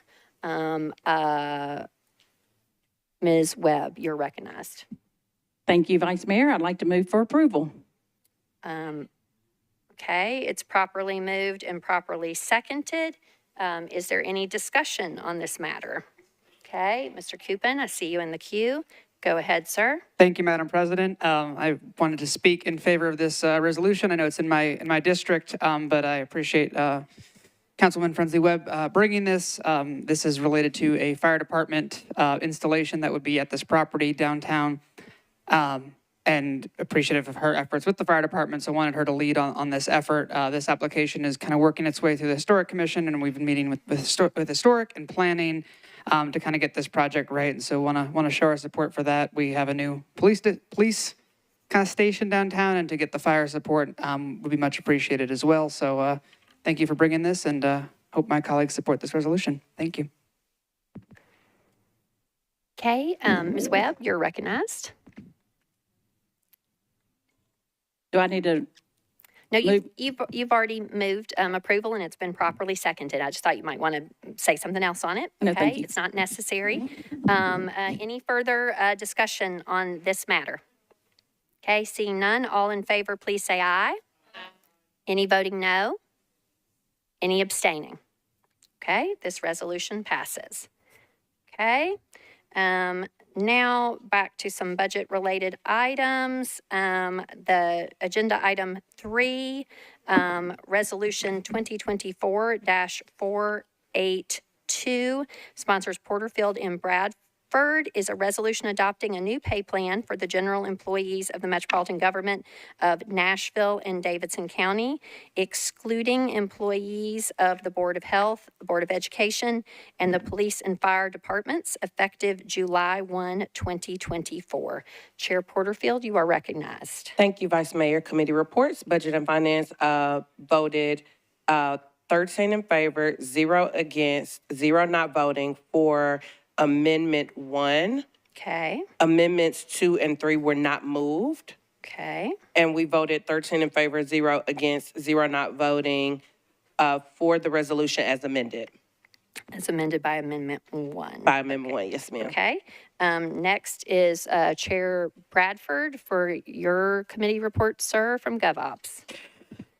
We voted for the resolution as amended by amendment number 1. So amendment 1, we approved 8 in favor, 0 against, 0 not voting. We did not take up amendment 2, nor did we take up amendment 3. And again, we approved as amended with amendment 1, 8 in favor, 9 against, 9 not voting. Okay. All right. So let's see. It's back to you first, Ms. Porterfield, to get the bill before us properly, please. Move for approval. Is there a second? Okay, so it's properly moved and properly seconded. Now it's back to you, Ms. Porterfield. Move for approval again? No, do you wish to move your amendment? Oh, my apologies. I would like to move. I was confused. I would like to move the first amendment, please. This amendment bumps the pay plan up from 3.5% COLA to 4% COLA. Okay. Is there a second on the motion to amend with Amendment 1? Okay. So we are presently now, the bill is properly before us, and we are on discussion for Amendment 1. You've heard explanation from Chair Porterfield. Is there any discussion on the motion to amend with Amendment 1? Okay, seeing none, all in favor of Amendment 1, please say aye. Any voting no or abstaining? Okay, so now, Chair Porterfield, what we have is the bill as amended by Amendment 1, and that now requires a motion. Move for approval as amended with the First Amendment. Okay, so now we are having a discussion about this bill as amended by Amendment 1. Okay, and just for clarification, because I understand there was some confusion last time, we go to the sponsor, get the bill before us, they can advance that amendment. Now that we are on discussion of the bill as amended, that is the time at which, if someone wanted to be recognized to move another amendment and part of that discussion, that could be done at that time. Is there any further discussion on this bill as amended? Okay, seeing none, this one you can take by voice. Okay, all in favor, please say aye. Aye. Any voting no? Any abstaining? Okay, this resolution adopting a new pay plan as amended has passed. Okay, next is agenda item 4, Resolution 2024-483, sponsors Porterfield, Bradford, and Evans. This is a resolution adopting a new pay plan for employees of the Metropolitan Departments of Police and Fire effective July 1, 2024. Chair Porterfield, it's to you, ma'am. Thank you, Vice Mayor. Committee reports. Budget and Finance considered the First Amendment and voted 13 in favor, 0 against, 0 not voting. The Second and Third Amendments were not moved, and we recommended RS 2024-483, 13 in favor, 0 against, 0 not voting, as amended by Amendment 1. Okay, thank you. Chair Bradford, you're recognized. Thank you, Vice Mayor. We took up the resolution. There was 3 amendments offered. We only took up amendment number 1. We voted in favor 8 in favor, 0 against, 0 not voting. Then the resolution as amended with amendment 1, 8 in favor, 0 against, 0 not voting. Okay. Chair Evans for the report of Public Health and Safety, please, ma'am. Thank you, Vice Mayor. We also considered 483, and we only took up the amendment number 1. We voted in favor of 9 in favor, 0 against, 0 not voting. We did not take up amendments 2 or number 3, and overall, we recommended approval 9 in favor, 0 against, 0 not voting. Okay. All right, that is all committee reports in. So it is back to you, Ms. Porterfield, first for a motion to get the resolution before us, please, ma'am. Move for approval. Is there a second? Okay, now it's back to you, Sponsor Porterfield, for a motion. Move for approval of Amendment 1, which takes the pay plan up from 3.5% COLA to a 4% COLA. Okay, so Chair Porterfield has moved approval of Amendment 1. Okay, so we have to get approval on the amendment first. Properly seconded. Is there any discussion on Amendment 1? Okay, seeing none, all in favor of Amendment 1, please say aye. Aye. Any voting no? Any abstaining? Okay, so now, Chair Porterfield, we're back to you for a motion on your bill as amended. Move for approval as amended by Amendment 1. Okay, is there a second? Okay, so what is before us now, colleagues, is this bill as amended by Amendment 1, properly seconded. Is there any discussion? Anyone else seeking any other actions? Okay. Seeing none, all in favor, please say aye. Aye. Any voting no? Any abstaining? Okay, you have passed this resolution adopting a new pay plan for employees of the Metropolitan Police and Fire as amended by Amendment 1. Okay. Next is Agenda Item 5, Resolution 2024-484, sponsors Porterfield, Bradford, and Evans. This is a resolution adopting a new pay plan for employees of the Metropolitan Board of Health effective July 1, 2024. Okay, Chair Porterfield, to you, please. Thank you, Vice Mayor. Committee reports. Budget and Finance took up Amendment 1 and voted 13 in favor, 0 against, 0 not voting. The second and third amendment were not moved. The committee considered the resolution as amended by Amendment 1 and voted 13 in favor, 0 against, 0 not voting. Okay. Chair Bradford, you're recognized for your report. Thank you, Vice Mayor. Government Ops, we took up the resolution. There was 3 amendments offered. We only took up the first amendment. We voted 9 in favor, 0 against, 0 not voting for the First Amendment. And the resolution as amended with Amendment 1, we voted 9 in favor, 0 against, 0 not voting. Okay. And Chair Evans for the report of Public Health and Safety. Thank you, Vice Mayor. We considered ours 2024-484. In our committee, we took up Amendment number 1 and recommended approval, 10 in favor, 0 against, 0 not voting. We did not take up Amendments 2 or number 3. And overall, we recommended approval of the resolution as amended, 10 in favor, 0 against, 0 not voting. Okay. Okay, so it's back to you, Chair Porterfield, with the committee reports in. First, to get the bill before us. Move for approval. Okay, there's a motion to approve, properly seconded. And then it's back to you, Ms. Porterfield, for a motion. Move for approval of Amendment 1. Yes. Which increases the COLA from 3.5% to 4% COLA. Is there a second on the motion to amend with Amendment 1? Okay, it's properly moved and properly seconded. Is there any discussion on the motion to amend with Amendment 1? Anyone else seeking any? Okay. Okay. All in favor? Seeing no one in the queue for discussion, all in favor, please, of Amendment 1, please say aye. Aye. Okay, any voting no? Any abstaining? Okay, so we are back to you for a motion on your bill as amended, Ms. Porterfield. Move for approval as amended by Amendment 1. Okay, is there a second? Okay, properly moved and properly seconded. What is before us is this resolution adopting a new pay plan as amended by Amendment 1. Is there any discussion on this resolution as amended? Okay, seeing no one else seeking to be recognized, all in favor, please say aye. Any voting no or abstaining? Okay, this resolution has passed as amended by Amendment 1. Okay, that concludes the associated pay plans with the operational budget. Okay.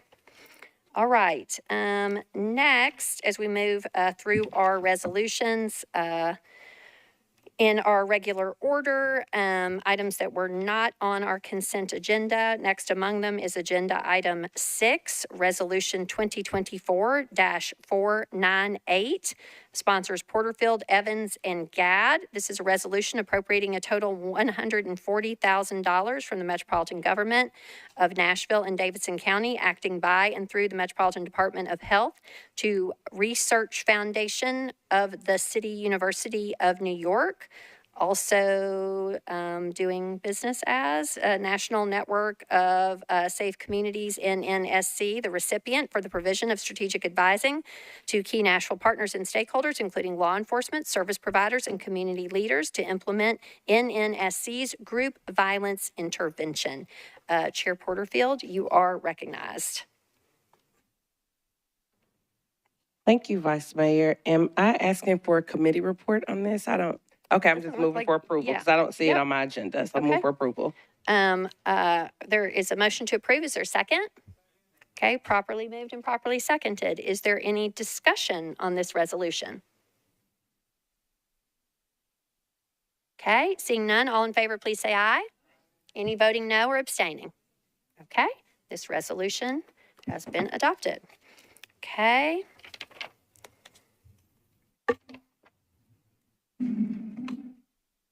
Next is agenda item 19, Resolution 2024-536, sponsors Porterfield, Evans, Vo, Ellis, Allen, and Swara.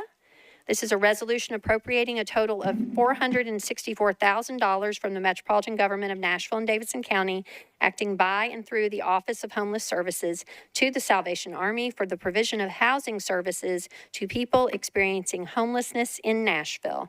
Chair Porterfield, you're recognized. Thank you, Vice Mayor. Committee reports. Budget and Finance voted 12 in favor, 0 against, 0 not voting. Okay, Chair Evans for Public Health and Safety. Chair Evans.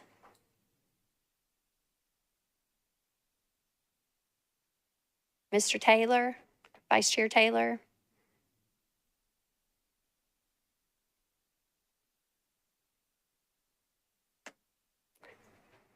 This is agenda item 19, RS 2024-536.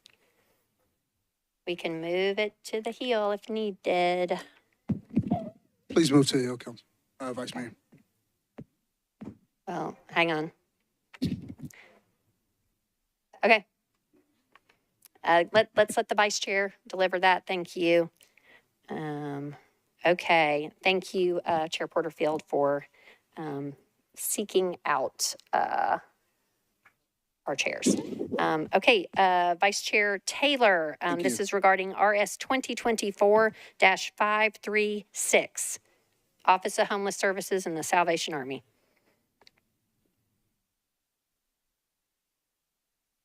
Approved, 10 in favor, 0 against. Okay, thank you. All right, it's back to you, Ms. Porterfield, for a motion on the bill. Move for approval. Okay, properly moved and properly seconded. Anyone seeking discussion on the bill? Okay, I see Ms. Welsh. Ms. Welsh, you are recognized. Thank you, Vice Mayor. I'm going to be voting against this resolution.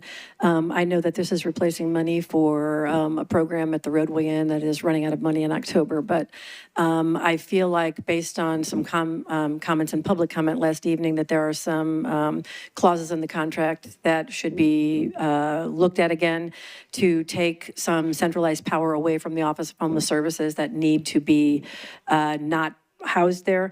And also, I feel like this is just continuing an approach to homelessness is simply closing down encampments without having permanent housing that I don't feel is actually addressing and solving our problem with homelessness. So I will be voting no on this resolution. Thank you. Okay, thank you. Is there anyone else seeking to be recognized for discussion on this resolution? Okay. Seeing none, Mr. Clerk, can you open the machines, please, since we have a no vote, please, sir?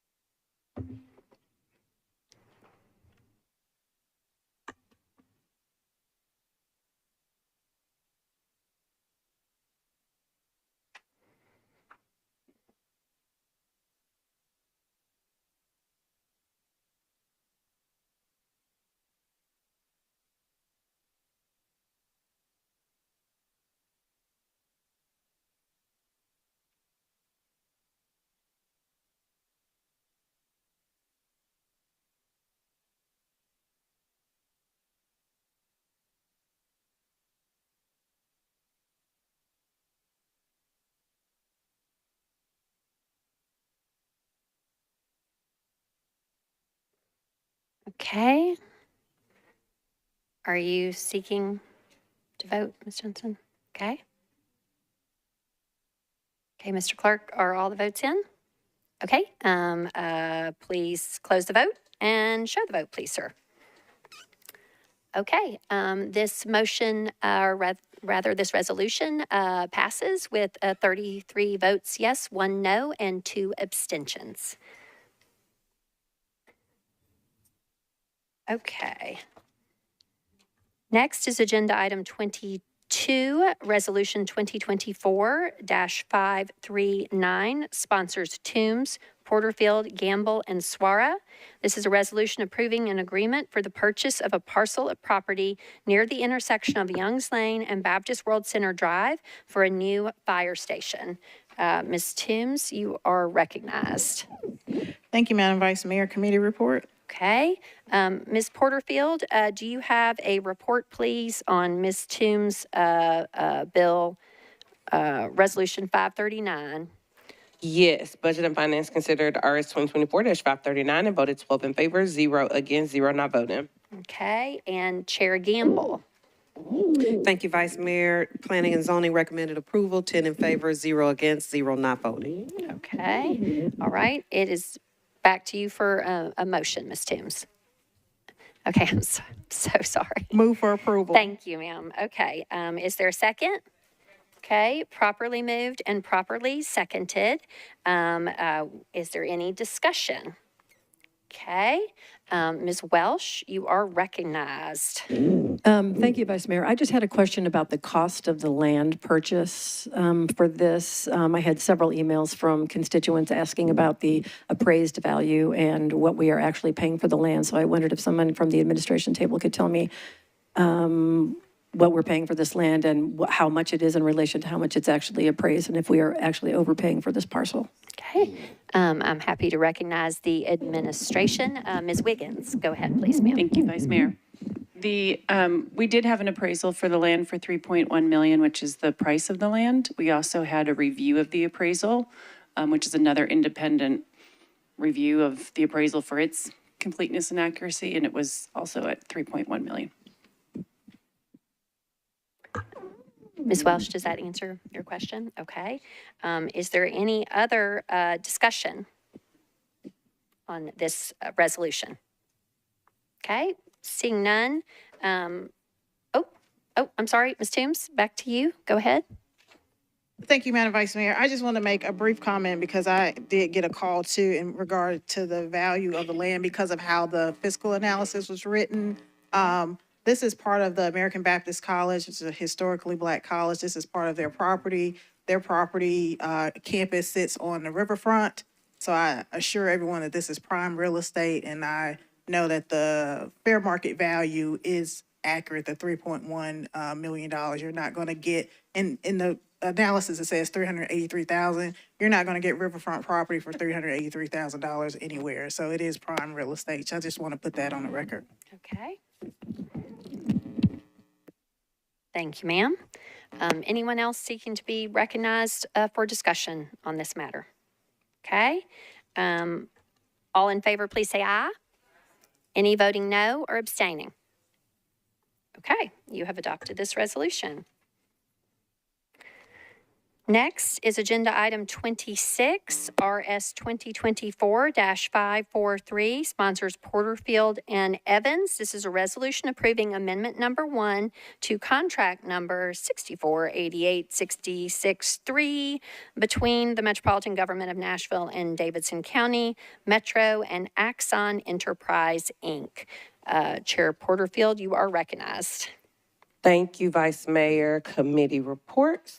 Budget and Finance voted 11 in favor, 0 against, and 1 not voting. Okay. Public Health and Safety Chair Evans, you're recognized. Thank you. We considered this legislation and we recommended approval, 7 in favor, 2 against, 0 not voting. Okay, 7 in favor, 2 against, 0 not voting. Okay. It is back to you, Sponsor Porterfield, for a motion on this bill. Thank you, Vice Mayor. Move for a 1-meeting deferral. Okay, is there a second? Okay, there's a motion properly seconded for a 1-meeting deferral. Is there any discussion on the 1-meeting deferral motion? Okay, I'll go through the queue in order. Councilman Nash, you're recognized, sir, on the 1-meeting deferral motion. Thank you, Vice Mayor. I respectfully, as I said in committee, I hate it. Our budget chairman did such a great job of the budget. I hate to be in disagreement with her, but I would speak against the deferral. We've had lots of discussion about this. This was brought up in the fall. It's been put off since then. If anybody had any questions, hopefully they got them answered by now or should. I know previously the discussion was that, well, you know, Metro Police Department's after a new toy every 2 years. I think that has been explained now that that's not the case. We had the first set of tasers came here. We had them for 8 years. Then they were not being supported any longer. And the only thing available at that time was the 7. And then just shortly thereafter, they come out with 10, which is just a far better taser device. And so it's not wise, in my opinion, to be chasing, to spending money on this old technology now when we can move into new and supply everybody we need to supply. It's just a safer instrument for officers, safer for the citizens, and we need to move forward, and I respectfully submit. Okay. Next, Ms. Johnson, you're recognized. Thank you. So this is the last meeting of this fiscal year. And so I think there's about $1 million that's on this contract that will be spent on 7s unless we approve this resolution to spend that money on 10s. That we've already discussed the value of the 10s versus the 7s as far as safety for our officers and for the people in the community. So a deferral is going to have an impact. It's a waste of money to spend that money on the 7s, and they made it clear they will be spending it on this equipment. So let's change obviously amend the contract. Let's get to the more advanced technology, spend the money on the newer models, and move on. Please vote against this deferral and let's pass this resolution. Thank you, Ms. Johnston. Ms. Weiner, you are recognized. Thank you, Vice Mayor. You know, we've heard over and over again about the importance of and the request for de-escalation techniques and tools. We're offered that additional layer of protection here in this, and we can do it now and also save some money by being able to divert the funds as Council Lady Johnston shared with us. This is going to offer increased safety, not only for the persons with whom the police are engaged, but the public who might be in the vicinity, as well as the officers themselves. As much as I respect and love Chair Porterfield, and I hate to disagree, I believe it's time to fulfill a clearly stated need, a clearly stated request by our constituents and by our Metro Police Department. So thank you, and I hope you will support this, please, without deferral. Thank you, Ms. Weiner. In the gallery, folks, we're not eating pizza back there, are we? Okay, thank you. I appreciate it. Okay. Next, Ms. Welsh, you're recognized. Thank you, Vice Mayor. I rise in support of the deferral. Tasers are not de-escalation tools. They are weapons. And we need to stop pretending like something like a taser is going to make any kind of dangerous situation worse. As for the argument, there's $1 million on the table. As of June 14th, 4 days ago, MNPD had 156 unfilled positions that we have $16 million sitting there for a year, not going to things that are more important that could have gone for other things in our budget. MNPD is sitting on a lot of money. They can use their own money if they'd like to do this. Also, I would like to call out that yesterday during the budget hearing, a representative from MNPD said that the Taser 7s will no longer be supported. That is simply not true. The Sumner County Sheriff's Department just purchased X26P models, which are the model before the Taser 7 this year, and those are still supported. The Taser 7s, which they just bought with ARP money, will be supported. They are new. We do not need to keep funneling money into the police department to buy more and more things to use against the citizenry of Nashville. So I please encourage my colleagues to vote in favor of a deferral. Thank you. Thank you.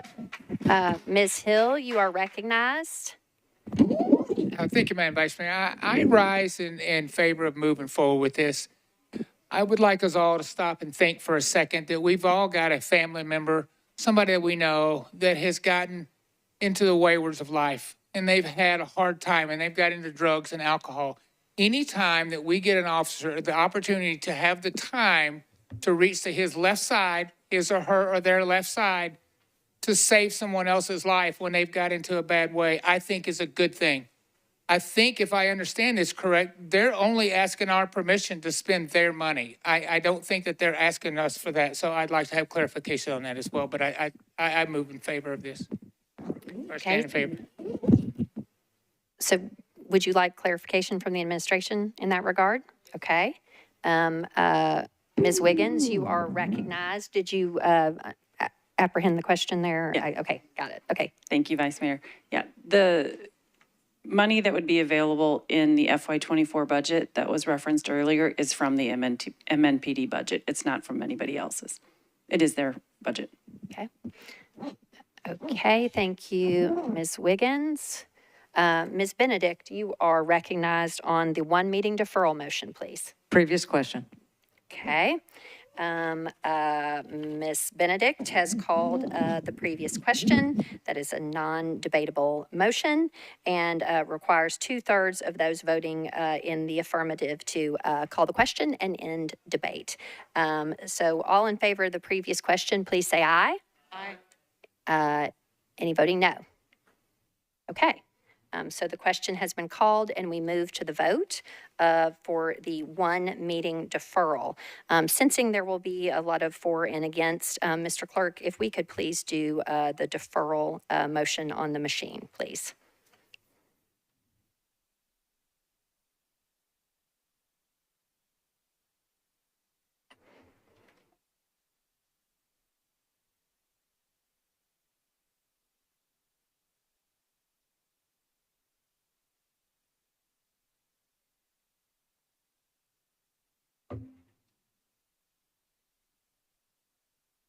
Yes, ma'am. Ms. Allen. Point of clarification, I may Yep. have missed it.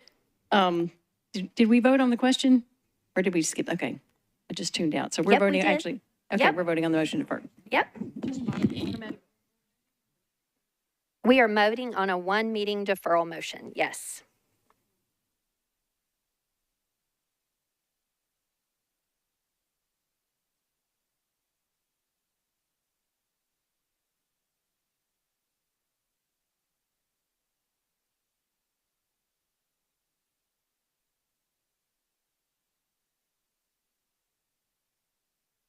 Oh, okay. Sorry. Okay. All votes are in. Mr. Clerk, please show the vote. Okay, the one meeting deferral motion fails. Okay. All right, so we are back on the bill. And let's see. So we had the bill before us for a deferral motion. And so then we are just back on the bill. Ms. Porterfield, it's to you, ma'am, for a decision of what you would like to do next with this. Thinking about that, Vice Mayor.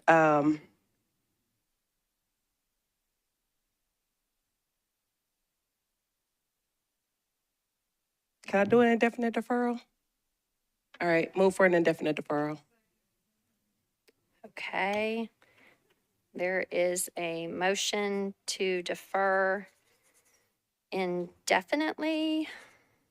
And can I speak on it, Vice Mayor? You may speak on your motion to defer indefinitely. Yes. Thank you. Colleagues, I know this is going to fail. I understand. Vote your conscience, vote whatever you think is right. I didn't get to speak on the one meeting deferral and talk about why I wanted to defer this legislation. There were questions that came up in committee that we were not able to get answers to. Questions like why the last contract was considered a high-risk contract. This current contract is not considered a high-risk contract. We were yesterday when asking about a high-risk contract, we're not able to get that information. What a high-risk contract is was able to be answered today, but we weren't able to get that information yesterday. Yesterday, when we asked about the impact of a deferral, we could not get that information. And then today, when there were questions about why the last contract was high-risk and this one, the last contract was not high-risk and this one is high-risk, was not able to get those questions answered in committee. So I still have questions, and I think that it's hard to vet something this big and this important at the same time that we're working through a budget, which was a very extensive process, which is why I wanted this deferred so that there was more time to just vet this legislation. So I'm sure that this is going to fail, Vice Mayor, but I did want to get a chance to speak on why I wanted this to be deferred. Okay. Thank you, Sponsor Porterfield. Okay, the motion that is before us at present, properly seconded, is a motion to defer indefinitely. So now we are on discussion on the motion to defer indefinitely. And first in the queue for that is Ms. Allen. You're recognized, ma'am. Thank you, Madam Vice Mayor. I appreciate the thoughtful conversation that we're having, but I do want to vote against the motion to defer indefinitely. We've asked a lot of questions. I have been, I think like many people, a little confused about the overall funding of this, but the Finance Department has done a good job of answering my questions. And my understanding is that we are partway through a contract. This changes what the overall value of the contract is. But that the questions that have been outstanding to me have been answered sufficiently, and I understand that this ultimately will be something that will make both our officers and our citizens safer, and it's better technology from an accountability standpoint, and accountability is something that is very important to us with regard to our police. So I would vote against the indefinite deferral so that we can go ahead. I don't see that there's substantive information outstanding that will change how we evaluate this one. So I would suggest that my colleagues also vote against the indefinite deferral. Okay. Ms. Johnston, you're recognized on the motion to defer indefinitely. Thank you. Previous question. Okay. Ms. Johnston has moved to call the previous question. That is a non-debatable motion. Is there a second to call the question? Okay. Okay, and so we can do this, I guess, by voice. We'll give it a try. So those in support of ending debate on the motion to defer indefinitely, you would vote in favor of the previous question, okay? Those not wanting to end debate would vote no. All in favor of the previous question, please say aye. Any voting no? Okay, all right. I think 2/3 vote prevails. So the question has been called. So we will move to the vote on the motion to defer indefinitely Resolution 2024-543. Again, Mr. Clerk, if you would please open the machine for the vote.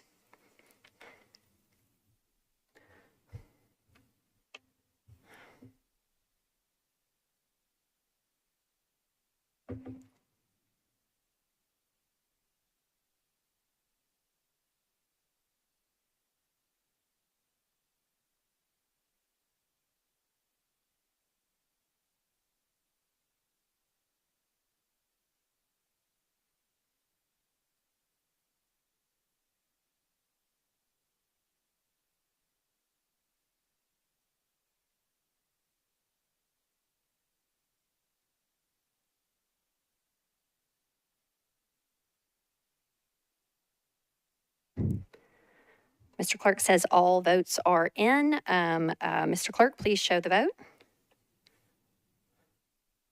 Okay, the motion to defer indefinitely fails.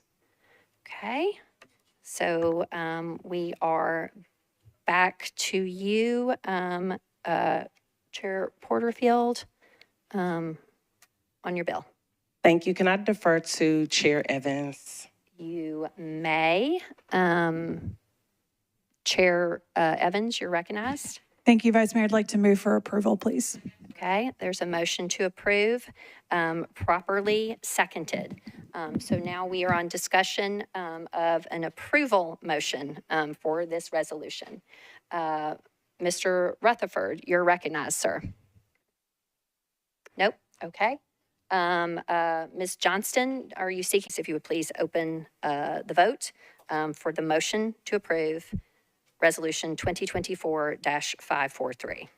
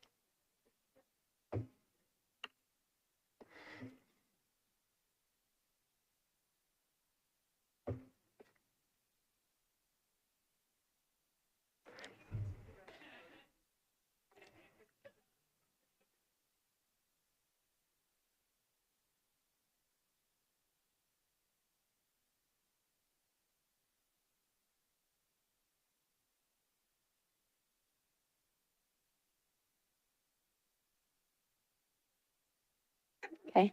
Mr. Prep T, are you wishing to vote? Okay, that's okay, sir. It's okay.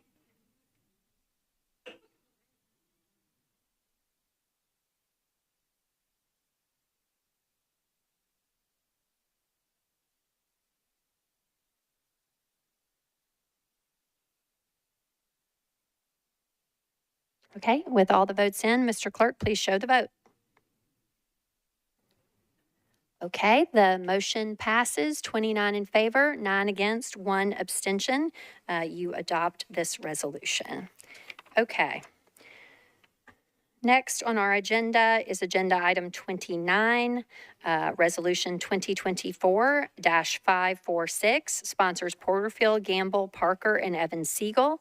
This is a resolution approving a participation agreement between the Metropolitan Government of Nashville and Davidson County, acting by and through the Metropolitan Department of Water and Sewerage Services and Metro Nashville Airport Authority to provide water service improvements for MNAA's proposed development, as well as other existing properties in the area.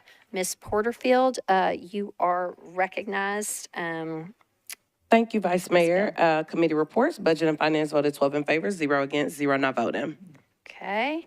Planning and Zoning Chair Gamble, you are recognized for your committee report, please. Thank you, Vice Mayor. Planning and Zoning recommended approval, 10 in favor, 0 against, 0 not voting. Okay. And Mr. Parker for Transportation and Infrastructure, sir.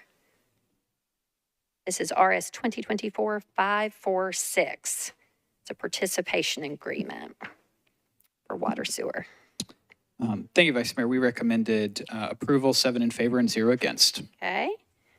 Right.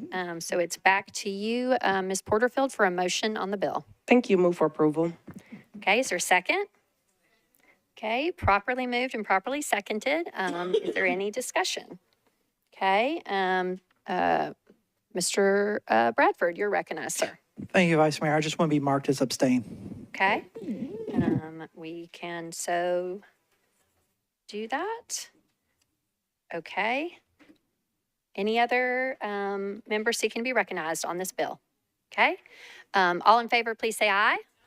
Any voting no? And Mr. Bradford will be recorded as an abstention. Okay.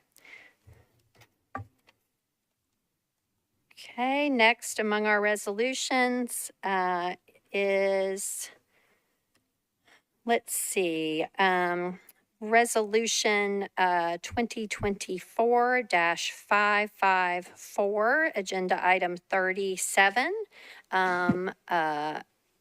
Is Sponsor Stiles here? She is not here. Okay, is anyone else seeking to address this? Nope, we don't have the sponsor here. Okay, so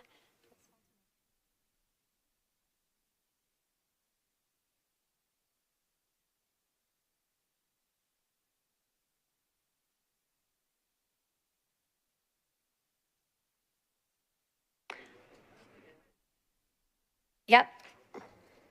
We're looking at our rules, Ms. Johnston. Thank you. I believe it was indefinitely deferred against the will of the sponsor. We had 2/3 vote in committee, so this should be. Okay, so that should be then Rule 8.2. Yeah. Okay. Okay. You didn't know that off the top of your head, Ms. Johnston? So can we call for the committee report in the absence of the sponsor? Okay.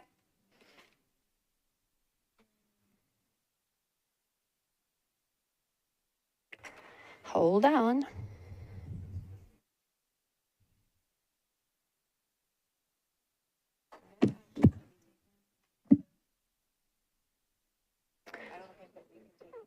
Okay.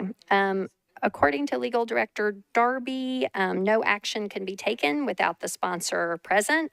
So we will just proceed with our agenda. And what does that mean for this item relative to our agenda, Ms. Darby?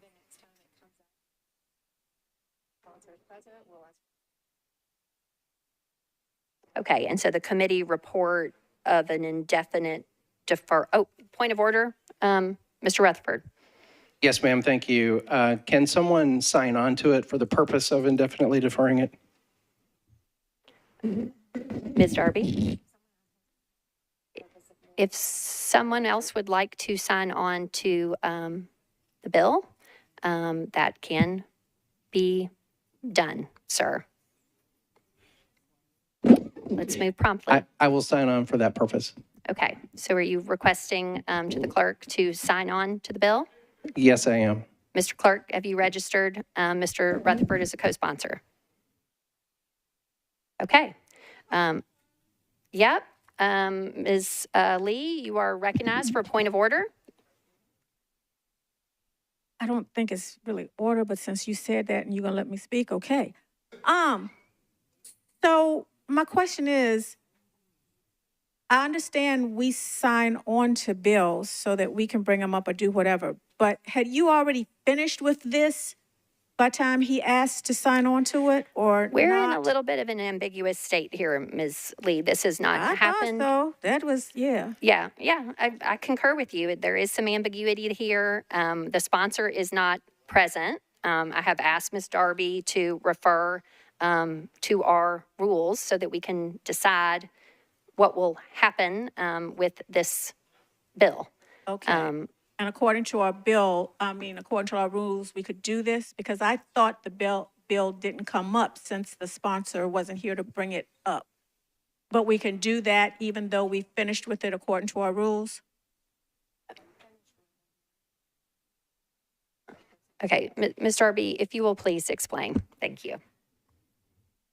The body had not finished with it. The sponsor isn't here according to Rule 33. If the sponsor isn't present, no action is taken. Another member has requested to sign on as sponsor in order to move the bill. Resolution, I'm sorry, it's a resolution.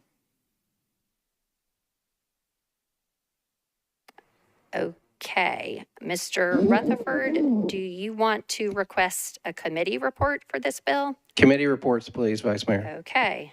Ms. Sepulveda, Chair, you are recognized for your committee report. Thank you, Vice Mayor. Rules voted 4 in favor, 0 against, 1 not voting on an indefinite deferral. Okay. Was that against the wishes of the sponsor? Yes, Vice Mayor. Okay.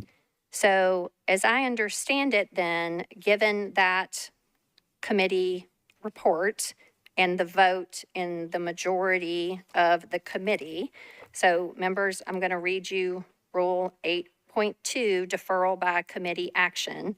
Any ordinance or resolution that over the objection of the primary sponsor receives a committee recommendation of indefinite deferral from 2/3 of the members of any voting committee to which it is referred, rules shall be indefinitely deferred without debate or discussion at the regular council meeting following the report of the assigned committees.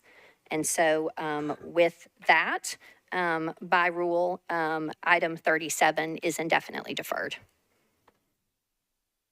Okay. All right.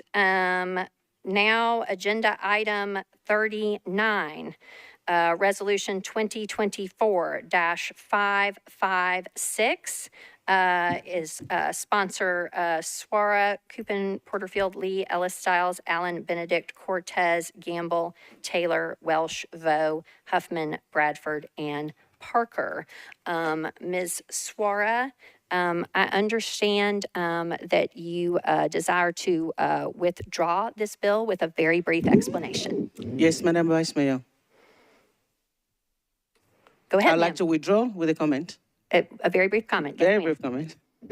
Thank you. For the past few weeks, I've been working with my colleague, Councilmember Coupon, on drafting a resolution calling for peace between Palestine and Israel, not just for their citizens, but most importantly for the people of Nashville. And unfortunately, what originally looked to be a promising picture towards progress turned into a mirror that showed the extent of our division. I speak for the both of us when I said that we were disappointed that this came to be, and I am withdrawing the resolution. I want to take this time to emphasize that this resolution was meant to be in hopes that we could move towards a better resolution with the time when the time is right. Both Jacob and I feel strongly about supporting our communities. We see the hurt, we hear the cries, and we know the trauma. I could go on all day about the atrocities, and I'm sure that he may as well. I lose sleep thinking about the Muslims who had no food to eat on the Muslim holiday of Eid, the women and children who have lost their lives, and I'm sure Jacob never stops thinking about the families who loved ones remain hostages. Ms. Suara, please remember, a very brief explanation for your withdrawal, please. Very, This is very, not a brief very, very explanation. brief. Okay. So I think that it was important for us to do this, but we don't want these differences to tear us as city apart. We want to make sure that we've heard on different sides. I'm going to make it short. There are people that want this to come together and work on this. There are people that feel like it should not go anywhere. I wasn't sure I was going to withdraw, but I know that Copen has been facing a lot of attacks, calls for him to withdraw from a board, being called names. And I don't think this is what we intended for this to be. And so for his sake, for the sake of our communities, for everyone that we've heard from, I will be withdrawing, but please know that this is not a stop, because I do think that the things that are important and hard to do, and our communities cannot continue to be segregated and fighting against each other. We have to find a better way, and anyone that is interested in working on that, with myself and Copen, I invite them to do so. We look at better language, we bring people to the table, and hopefully we'll find a way to stop the hurt for Nashvillians. Thank you. Thank you, Ms. Suara. The bill is withdrawn. Okay. Agenda item 40, Resolution 2024-557, sponsors Toombs, Stiles, Suara, Ellis, is a resolution recognizing June 2024 as Black Music Month in Nashville and Davidson County. Ms. Toombs, you are recognized. Thank you, Madam Vice Mayor. Committee report. Chair Sepulveda for a committee report on the Black Music Month resolution, please, ma'am. Rules voted 4 in favor, 0 against, 0 not voting. Okay, back to you, Ms. Toombs, for a motion. Move for approval with a brief explanation. Go ahead, ma'am. Is there a second? I'm sure. Yes, go ahead. All righty, go ahead, Ms. Toombs. Thank you, Madam Vice Mayor. I just want to highlight that it is the 45th anniversary of Black Music Month. We have a wonderful museum here in Nashville, the National Museum of African American Music. I would encourage everyone to go down to NAMAM. It's top notch. Also, Councilwoman Stiles wanted me to highlight that we have a growing number of of African American artists in country music, and there's an exhibit specifically for that in NAMAM. So please go down and visit NAMAM for Black Music Month. Thank you, Ms. Toombs. Seeing no one else seeking to be recognized, all in favor of this resolution, please say aye. Any voting no or abstaining? Okay, this resolution is adopted.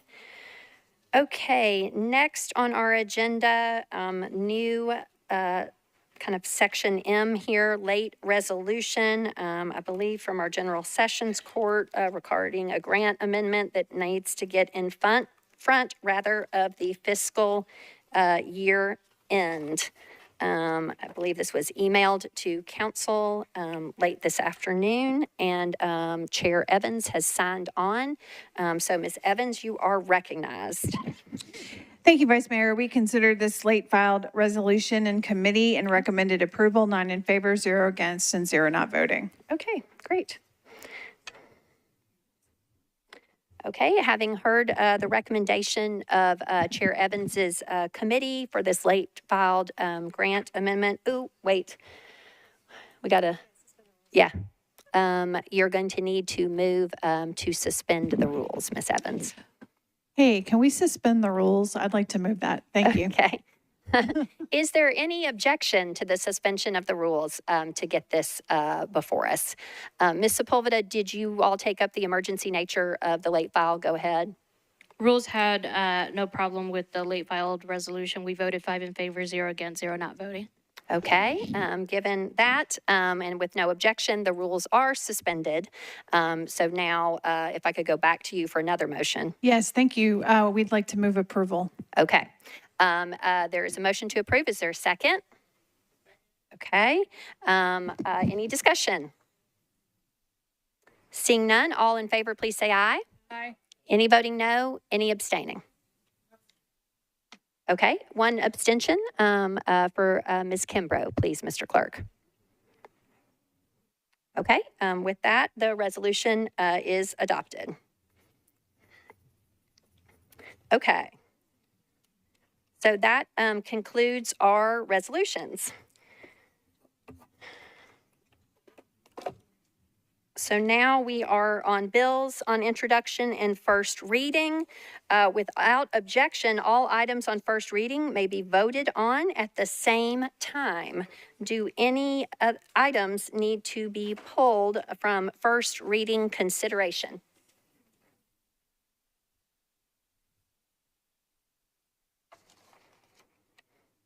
Okay. Not seeing any. Is there a motion for approval of all items on first consideration? Okay, properly seconded. Without objection, you have approved all items on first reading. Okay, now we move into bills on second reading that were not on our consent agenda.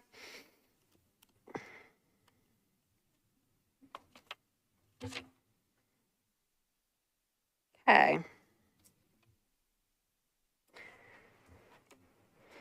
Okay, first among them is agenda item 56, ordinance BL 2024-375, sponsors Sepulveda, Stiles, Welsh, Huffman, Benedict, Evans, Gadd, Bradford, Parker, Gregg, Toombs, Horton, Swara, Taylor, Porterfield, Vo, Webb, Prep T, Evans, Siegel, Harrell, Gamble, Hill, Rutherford, Spain, Cash, Coopin, Ellis, Allen, Cap, and Ewing.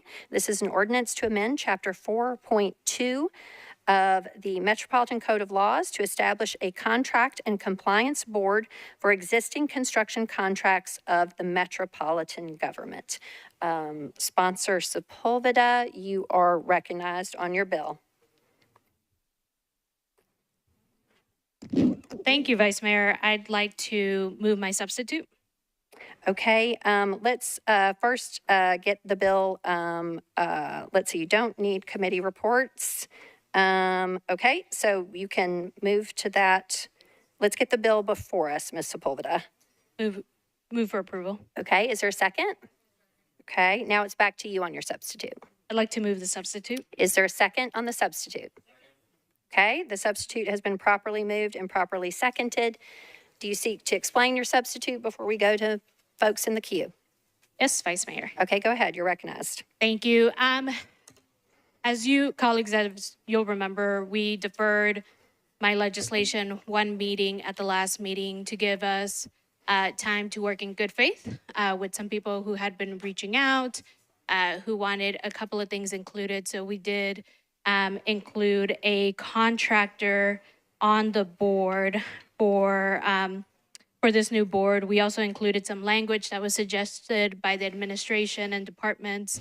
And so with that, we also defined the scope a little bit more. It added a requirement for a yearly reporting for the council from the executive director and the specialist, the safety specialist that would be doing inspections. And that is what is included in the new substitute. We took all of those recommendations and put it in. So with that, I would ask for your approval. Okay, there is a motion to substitute properly seconded, and you have heard the description of the substitute by sponsor Sepulveda. Is there any discussion on the motion to substitute? Mr. Nash? On the bill, okay. Is anyone else seeking to be recognized on the motion to substitute? Mr. Harrell and Ms. Vo, you are wanting to speak on the main bill, okay. Ms. Benedict? Okay. All right. Seeing no one seeking to be recognized on the motion to substitute, all in favor of the substitute, please say aye. Any voting no or abstaining on the motion to substitute? Okay, so we're back to you, Ms. Sepulveda, for a motion on your bill as substituted. Thank you. I move for approval with a brief comment. Okay, is there a second? Okay. Go ahead. Thank you, Vice Mayor. Colleagues, when I started my first council term, one of my main priorities was protecting workers. Through these years, we have seen super spreader outbreaks on construction sites, wage theft, people injured on job sites, and fatalities. Workers are the backbone of this city. They are the life source. They are also living in the margins between exploitation and danger. We worked on this legislation for almost a year, and in that time, a worker died. Dennis Giovanni Bache fell through the Glencliff High School roof and died. A 20-year-old who was a primary provider for his family died. And now MMPS is being sued. Last meeting, we deferred for one meeting to work in good faith, and we incorporated those recommendations in the substitute. This bill will establish a board, hire an executive director, and hire construction safety specialists, and submit an annual report to the council. Colleagues, this is a proactive approach and not a reactive one. We want to make sure that we are spending our money wisely. It has been very difficult throughout these couple of years, speaking with workers, sitting in their living rooms, working with a bunch of the unions and worker advocacy groups, and hearing the horror stories, having people call asking, can you help find Dennis's body, was something I never thought I would have to go through. For a subcontractor to say to a family member, you have to sign this, and then I will tell you where your relative is, and I will make sure that we pay to transport him to his home country, is unacceptable. And this is not a one-off. We are seeing this everywhere. We know that there are good contractors, and we want to make sure that we do business with them. Not all contractors are bad. We have a lot of good people who are doing hard work, but we know that our workers are the most at risk. When 1/3 of construction workers are Latinx, I know that this affects my community more than anyone else. I know that this could mean life and death. This could mean if a family is able to pay the bills or not. This could mean if they are able to send money back to their home country. And we are seeing so much on the ground, and I cannot express to you how important it is for us to actually do something. We have money in the substitute that was just passed to make sure that we hire these positions. I think it is imperative that we move forward and we protect the workers who build this city. And with that, I would ask for your approval. Okay, thank you, Ms. Sepulveda. Okay, so what is before us is a motion to approve this bill as substituted. Mr. Nash, you are recognized, sir. Thank you, Vice Chairman. I support the intentions of this bill 110%. I support the safety of our workers and make sure they're getting paid. My only question is that I'm not sure that this is the best mechanism for doing it. It's kind of a board, to me, that is reactive, not proactive. And I know there's been some questions raised in the community about, we've now got a construction safety specialist, when does he show up? Must a complaint be sworn? May one appear unannounced? Current state law apparently prohibits local government providing access to construction sites to anyone who's not authorized by state or federal law. So I'm worried that maybe we're not going to get it. That said, there seems to be a lot of support for this. And there is a report that's going to have to be made, and we can kind of assess maybe next year, what did this board do? What were they able to do or not do? And we can maybe fix it then if it isn't as effective as we think. So I'm going to support the bill, and I hope you approve my concerns unwarranted. Okay, we're going to just keep moving along then. Mr. Harrell, you're recognized, sir. Thank you, Vice Mayor. So I rise in support of this. At my current employer, I previously served as a liaison in the workers' compensation community. I was a liaison for 12 emergency departments from here to Kentucky. And I've seen this firsthand as far as the effects of injured workers. They're working for a contractor. The contractor drops us off at the emergency department, and that contractor is long gone. Now that patient is stuck with a bill They're having to figure out how to render care. They're losing, they experience lost wages due to their injuries, and some of those people never make it back to work. I think this is very important for us to move forward, and I urge my colleagues to support. Thank you. Ms. Vo, you're recognized. Thank you, Vice Mayor. I rise in support of this bill, and I just want to discuss a few things and a few points. When Nashville construction workers make comments like they treat us like mules, that's not how, we should treat the people that build our city. And so I think for me, when we see headlines that we are the worst in construction, this is opportunity to change that narrative with real action and real step. And I'd love for us, to be a city where we are the best in construction. So I think it allows accountability, and then with leadership and working together with all departments. There is a process, but it's reactive. And so this allows for me, just like Councilmember Sepulveda said, to be proactive. And I think that's really important. And, I can't stop thinking about Dennis because it was about, I think, 2 months into being elected that he passed away. And, I think about all the people that I don't know, and I don't want another Dennis during our term. And I think that this is one step forward in saving lives and caring for our workers. So I encourage my colleagues to vote in favor of this. Thank you.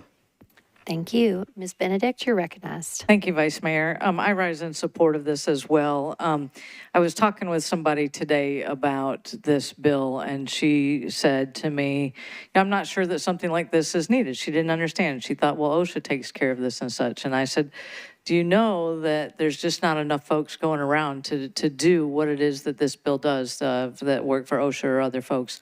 And she said, no. And I said, and that it happens that often workers don't have a hard hat. They're not provided a hard hat to do their job. And she said, what? Why wouldn't they have a hard hat? That's just basic safety equipment that they should have at every job site. So I convinced her of just that this is needed, and it absolutely is needed. And I'm proud to be a co-sponsor of it.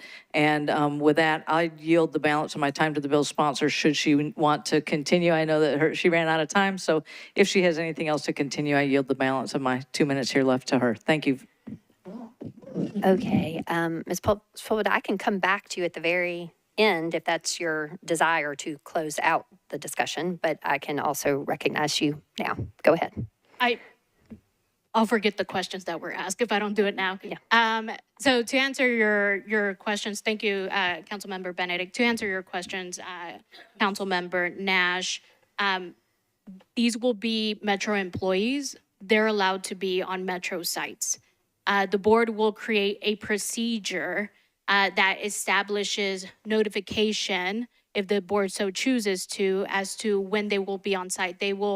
We can't create a procedure when the board isn't in place. We have several different examples from different cities who have done something similar, so they won't be starting from scratch, but the board will set the procedures, such as if there's a violation, the board could suggest a 2-strike rule, and then the third one, it gets sent up to OSHA and TOSHA. OSHA and TOSHA does not have enough inspectors.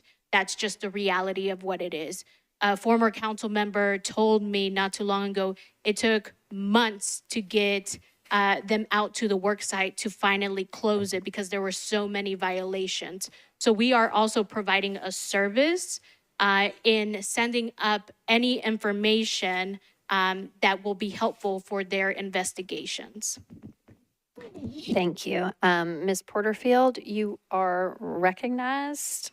Thank you, Vice Mayor. I'll be extremely brief. I just want to stand in support of this legislation, and I'm so thankful for this. Oh, sorry. It's okay. I thought they were talking to me there. I just want to stand in support of this legislation and thank the sponsor who worked so incredibly hard on this. I mentioned it when I talked about the budget a little bit earlier. We have the ability to create the world that we want to live in. And so many times when we try to do something, we're always told no, or we can't do this, or this problem can't be solved, or this is, outside of our realm. So a lot of times we speak against stuff, but we don't always go the extra step and create something to do what it is that we needed to do. And Councilwoman Sepulveda worked so hard on this. with so many different stakeholders, and she labored, no pun intended, she labored so hard on this to keep people safe and to keep our constituents safe and to make sure that hopefully we can prevent any other deaths or tragedies on these work sites. So I stand in support, and I also want to thank Councilwoman Sepulveda for her thoughtfulness and her tenacity on working on this. Thank you, Ms. Porterfield. Ms. Evans Siegel, you're recognized. Thank you, ma'am.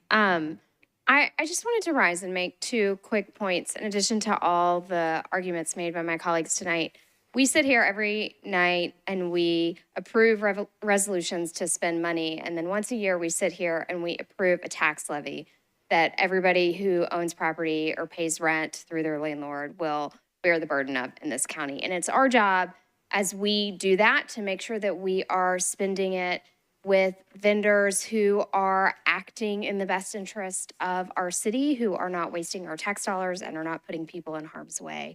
And this will help us to make sure that we are being good stewards of our dollars that we are collecting and spending here in this body. I also would note, some of you know that I come from a construction family. I grew up in a construction office. I grew up on job sites. I was taught from a very, very early age the importance of safety first. There is not much that I can tell you about the glass business other than if you have a fight with glass, the glass will win. And it is always important to avoid the fight with the glass. That's about it. That's all I know about the glass business, despite working there every summer and talking to my family about it for over 40 years. But it's really important that we honor the work of people in this town who are following safe practices, because it is possible and it should be expected, and the majority of them are. Thank you. Ms. Suara, you're recognized. Thank you, Vice Mayor. It goes without saying that I rise in support, but I wanted to lift up the story of Dennis. I went to his remembrance celebration, and I want you to know that Dennis was sent here by his family. They sold their land back home to be able to get him to come here. And he was supposed to come here, work, make money, and help his family back home. And this happened shortly after he got here, before they've even paid off what they sold off to send him here. We are talking about an individual, a family here. Now, not only have they lost their son, they lost their means of support, and which is very devastating. That's what we're talking about here. But what is sad also is that Dennis was not the first case in our time. We had a 17-year-old fall too. And as we talk about the Do It Right bill the first time, I know that we get a lot of pushback. One of the things that always frustrates me is that some of these workers are contractors. They don't have a lot of protection. And some of this work is done through subcontractors. And so when something happened, everybody's pushing the blame. I did it, you did it, he did it, and no one wants to take responsibility. To be able to have a situation where somebody died on the side and you have to be looking for the body, and the person that they work for would not even take ownership of it, is something that, as a mother, I hope the worst thing that can happen is the loss of a child. And to lose your child in a senseless way, in a way that can be avoided, is what we're talking about here. And so I'm very grateful to Councilmember Sepulveda for the work that she put in. There were a lot of, we can't do this, we shouldn't do this, why are we doing this, and all of this stuff. We can talk about money all day. And I'll tell you, his parents will give up all that they have and more to bring him back. And so what we've done here, and what Sandra's led, and what we're approving here, is to make sure that we don't have any more Dennis. Is to make sure that the people that we are paying with our taxpayer money are accountable, and that we have people to hold them up to it, to make sure they're doing what is right, so that another mother would not have to cry over a senseless death on a job site. So I rise in support. I say thank you. And we may not fix everything that needs to be fixed, but I think just even taking this step to stop it, to prevent it, that in itself is something that at least we should try to do. So when we find the report, if it doesn't do what it needs to do, then we do something else. But not doing anything is not an option. So thank you all, and I hope that you will support it. Thank you. Thank you, Ms. Suara. Mr. Bradford, you're recognized. Thank you, Vice Mayor. I'm standing in support of this as one of the many sponsors of this bill. When I was running in 2019, I spoke with a lot of the labor groups and heard firsthand from them some of the issues that our workers have faced in the city, whether it's wage theft, unsafe conditions, or retaliation against workers who try to stand up. And from that day, I wanted to see this city do something to hold the bad actors accountable and to celebrate those who do a good job. And this is going to be a way for us to do that. You know, if we are trying to get the private sector to do better by our workers, then we as a city, when we are doing business, we need to hold ourselves to a higher standard and hope that that standard, goes throughout the city and raises everybody up. And so I'm asking everybody to support this, to send the message that if you're going to do business with Metro to build on our land, to help us be a better government, we're going to expect you to be better than everybody else. Thank you, Mr. Bradford. Councilwoman Ewing, you are last in the queue for discussion on this bill. Thank you. I'll be very quick. So I signed on to this because it is really important. I work in the building industry, and in my company, safety is absolute first. That's the first priority, to keep workers safe. And so to echo what CM Evans Siegel said, usually companies are safety minded, but it's so important to make sure that all companies are safety minded, and that if they need that reminder, that we give it to them. So I really am grateful to CM Sepulveda for all of the work she's done on this. It is difficult sitting with people's pain. It is difficult absorbing that and giving them the ear and the compassion that they need. My heart hurts for Dennis and his family.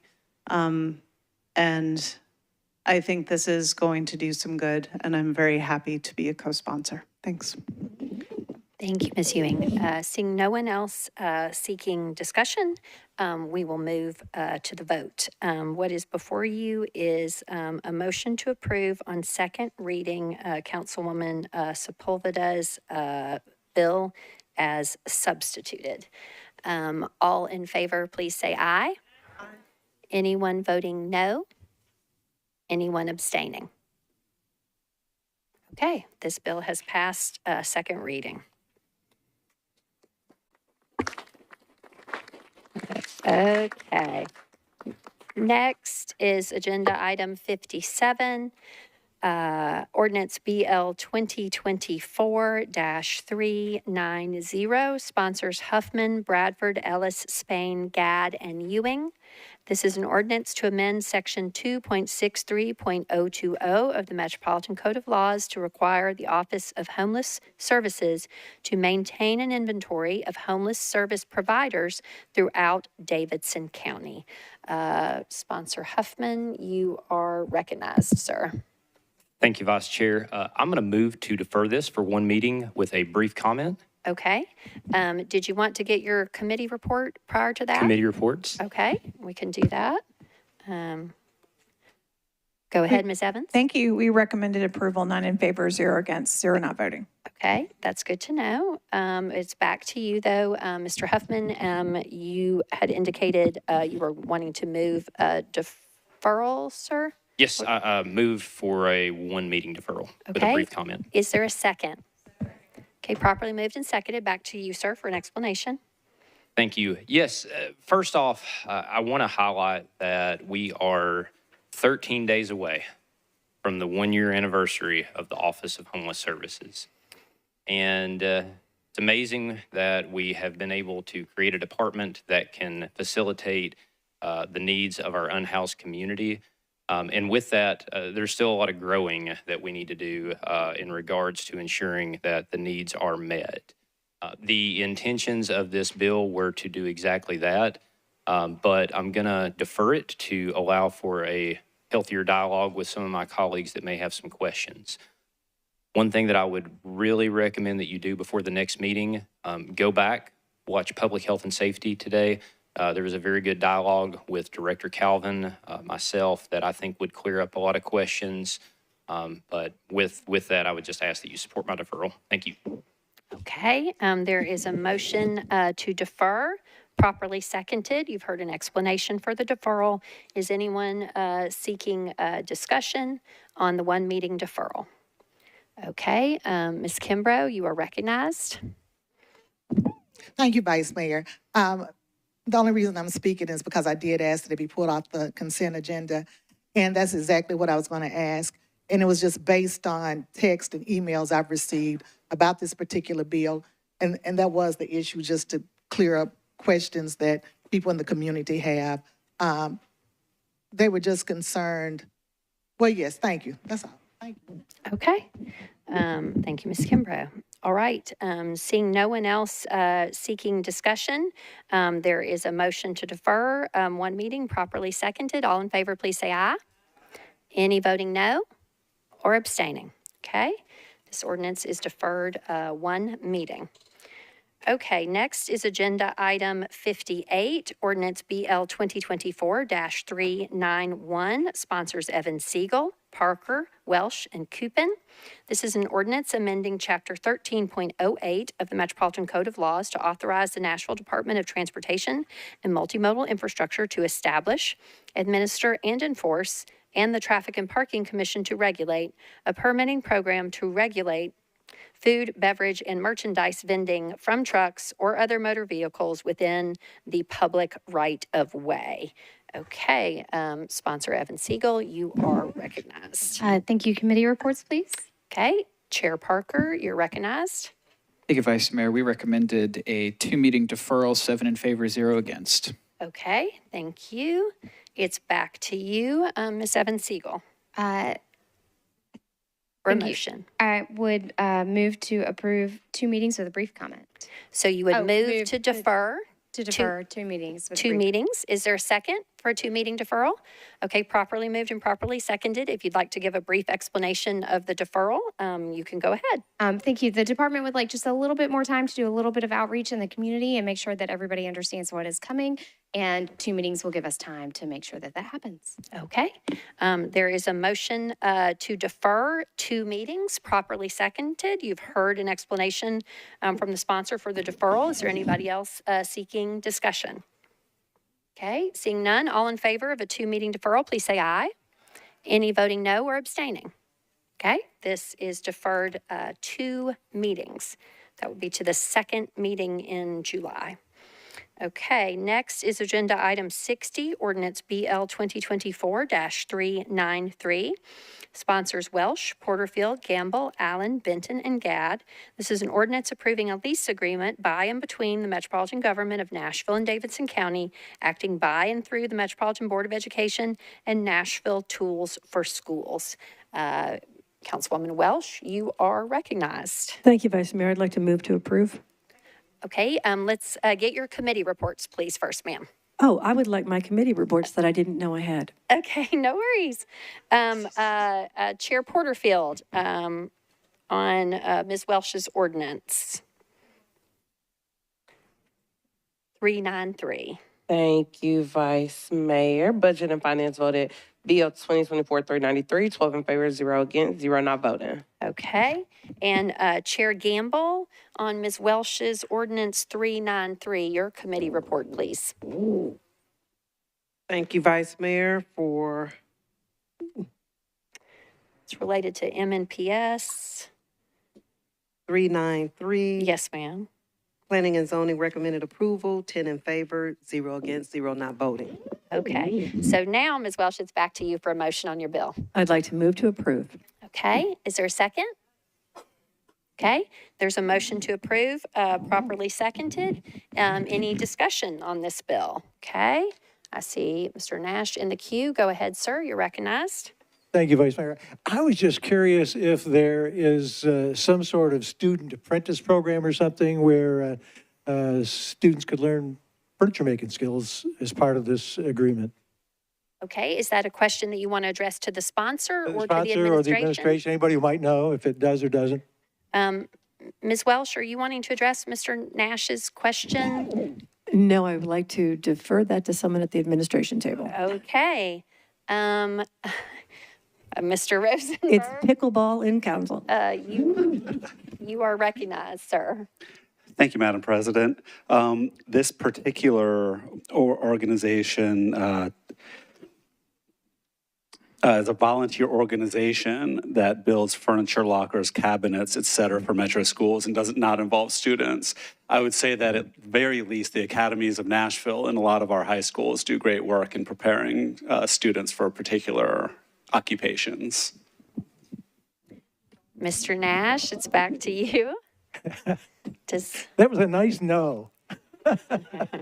Yeah, but yeah, I do agree with the academies. But I think I would maybe think the schools might want to reach out for something like that. That seems like a perfect opportunity to get some students involved in some manufacturing and furniture building. Just thank you. Thank you, Mr. I support Nash. the bill. Ms. Allen, you're recognized. Thank you, Madam Vice Mayor. I signed on to this because I have several friends who work in tools for schools. It's mostly retirees, and they love it. And I will ask them. Get back to Councilmember Nash. Okay, good to hear. All right, is anyone else seeking to speak? Any discussion on this ordinance? Okay, seeing none, properly moved and properly seconded for approval. All in favor, please say aye. Any voting no or abstaining? Okay, this ordinance has passed second reading. Okay. All right, that concludes our ordinances on second reading. And now we are on to bills on third reading. Okay. First among them is ordinance BL 2024-271, sponsor Toombs. This is an ordinance to amend Title 17 of the Metropolitan Code of Laws, the zoning ordinance of the Metropolitan Government of Nashville and Davidson County, by changing from CS to SP zoning for property located at 316 Homestead Road, approximately 240 feet north of South Ridge Drive, 1.56 acres, to permit 23 multifamily residential units, all of which is described herein. Ms. Toombs, I recognize that this has a companion, and that is 272, and that's an ordinance regarding the building materials for 316 Homestead Road. But I also see that you've got an amendment, and so we have to take these separately. Is that correct? Okay, actually, if you move, we'll start with 271, and if you want to move to amend that, then subsequent to the amendment, we can take up both bills in one vote. Okay, you are recognized on your bill, Ms. Toombs. So thank you, Madam Vice Mayor. I actually have the next 4 items, and I plan on moving for a deferral on all of them. Can we take them together? Okay. Yes. Okay, if you are deferring all of them to the same date certain, okay. All right, so I will receive a consolidated motion, if you can just mention your 4 bill names and that you would, what meeting or number of deferrals you're making. So item 66, Bill 2024-271, item 67, Bill 2024-272, item 68, Bill 2024-317, and item 69, Bill 2024-318. I'd like to defer all 4 one meeting. Okay, is there a second for that consolidated motion? Okay, properly moved and properly seconded. Is there any discussion on the deferral of all 4 of those items to our next meeting? Okay, seeing none, all in favor, please say aye. Any voting no or abstaining? Okay. Agenda items 66, 67, 68, and 69 are all deferred one meeting. Okay. Next is agenda item 70. This is ordinance BL 2024-348, sponsor Coupon. This is an ordinance approving amendment number 8 to the Rutledge Hill redevelopment plan pertaining to certain uses. Councilman Coupon, you are recognized.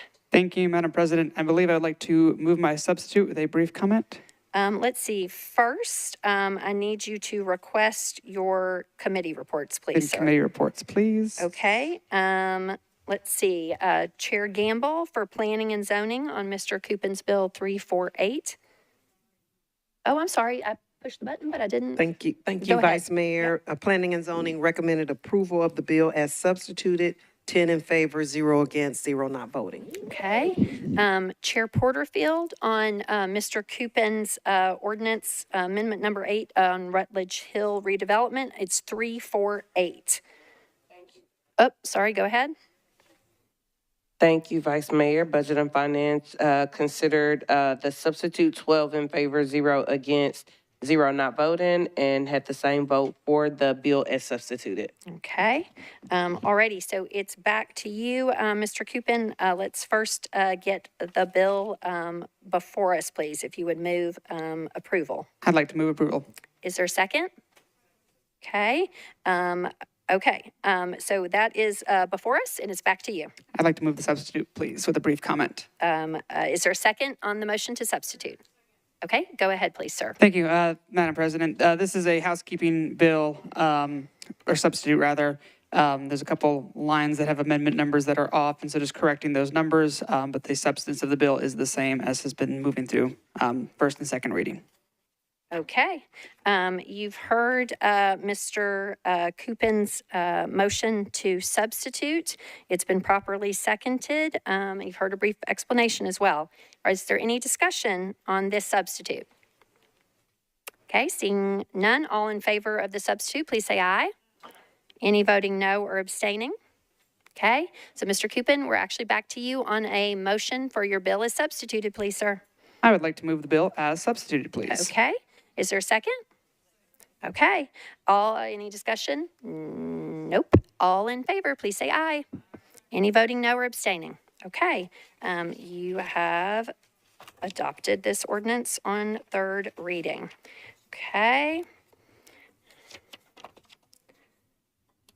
Our last item on our agenda is agenda item 77, ordinance BL 2024-380, sponsors Porterfield, Evans, Welsh, Allen, Spain, Ellis, Coopin, and Gadd. This is an ordinance approving an agreement between the Nashville Police Activities League, known as Nashville PAL, and the Metropolitan Government of Nashville and Davidson County by and through the Metropolitan Nashville Police Department to develop extracurricular activities for at-risk youth. Ms. Porterfield, you are recognized. Thank you, Vice Mayor. Move for approval. Is there a second? Okay, there's a motion to approve, properly seconded. Is there any discussion on this bill? Ms. Kimbrough, are you seeking to be recognized? Go ahead. Yes, I just pulled it so that I could abstain. Okay. Ms. Kimbrough will be recorded as an abstention. Okay, seeing no one else seeking discussion, all in favor, please say aye. Anyone voting no? Okay, and Ms. Kimbrough is recorded as a abstention. Okay, our next council meeting will be on Tuesday, July 2nd. Is there a motion to adjourn? Okay, congratulations on the budget, colleagues. Well done. We are adjourned.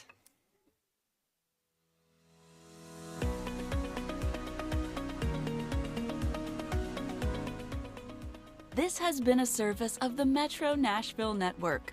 If you would like to see this presentation again, or for more information on this and other programs, visit nashville.gov.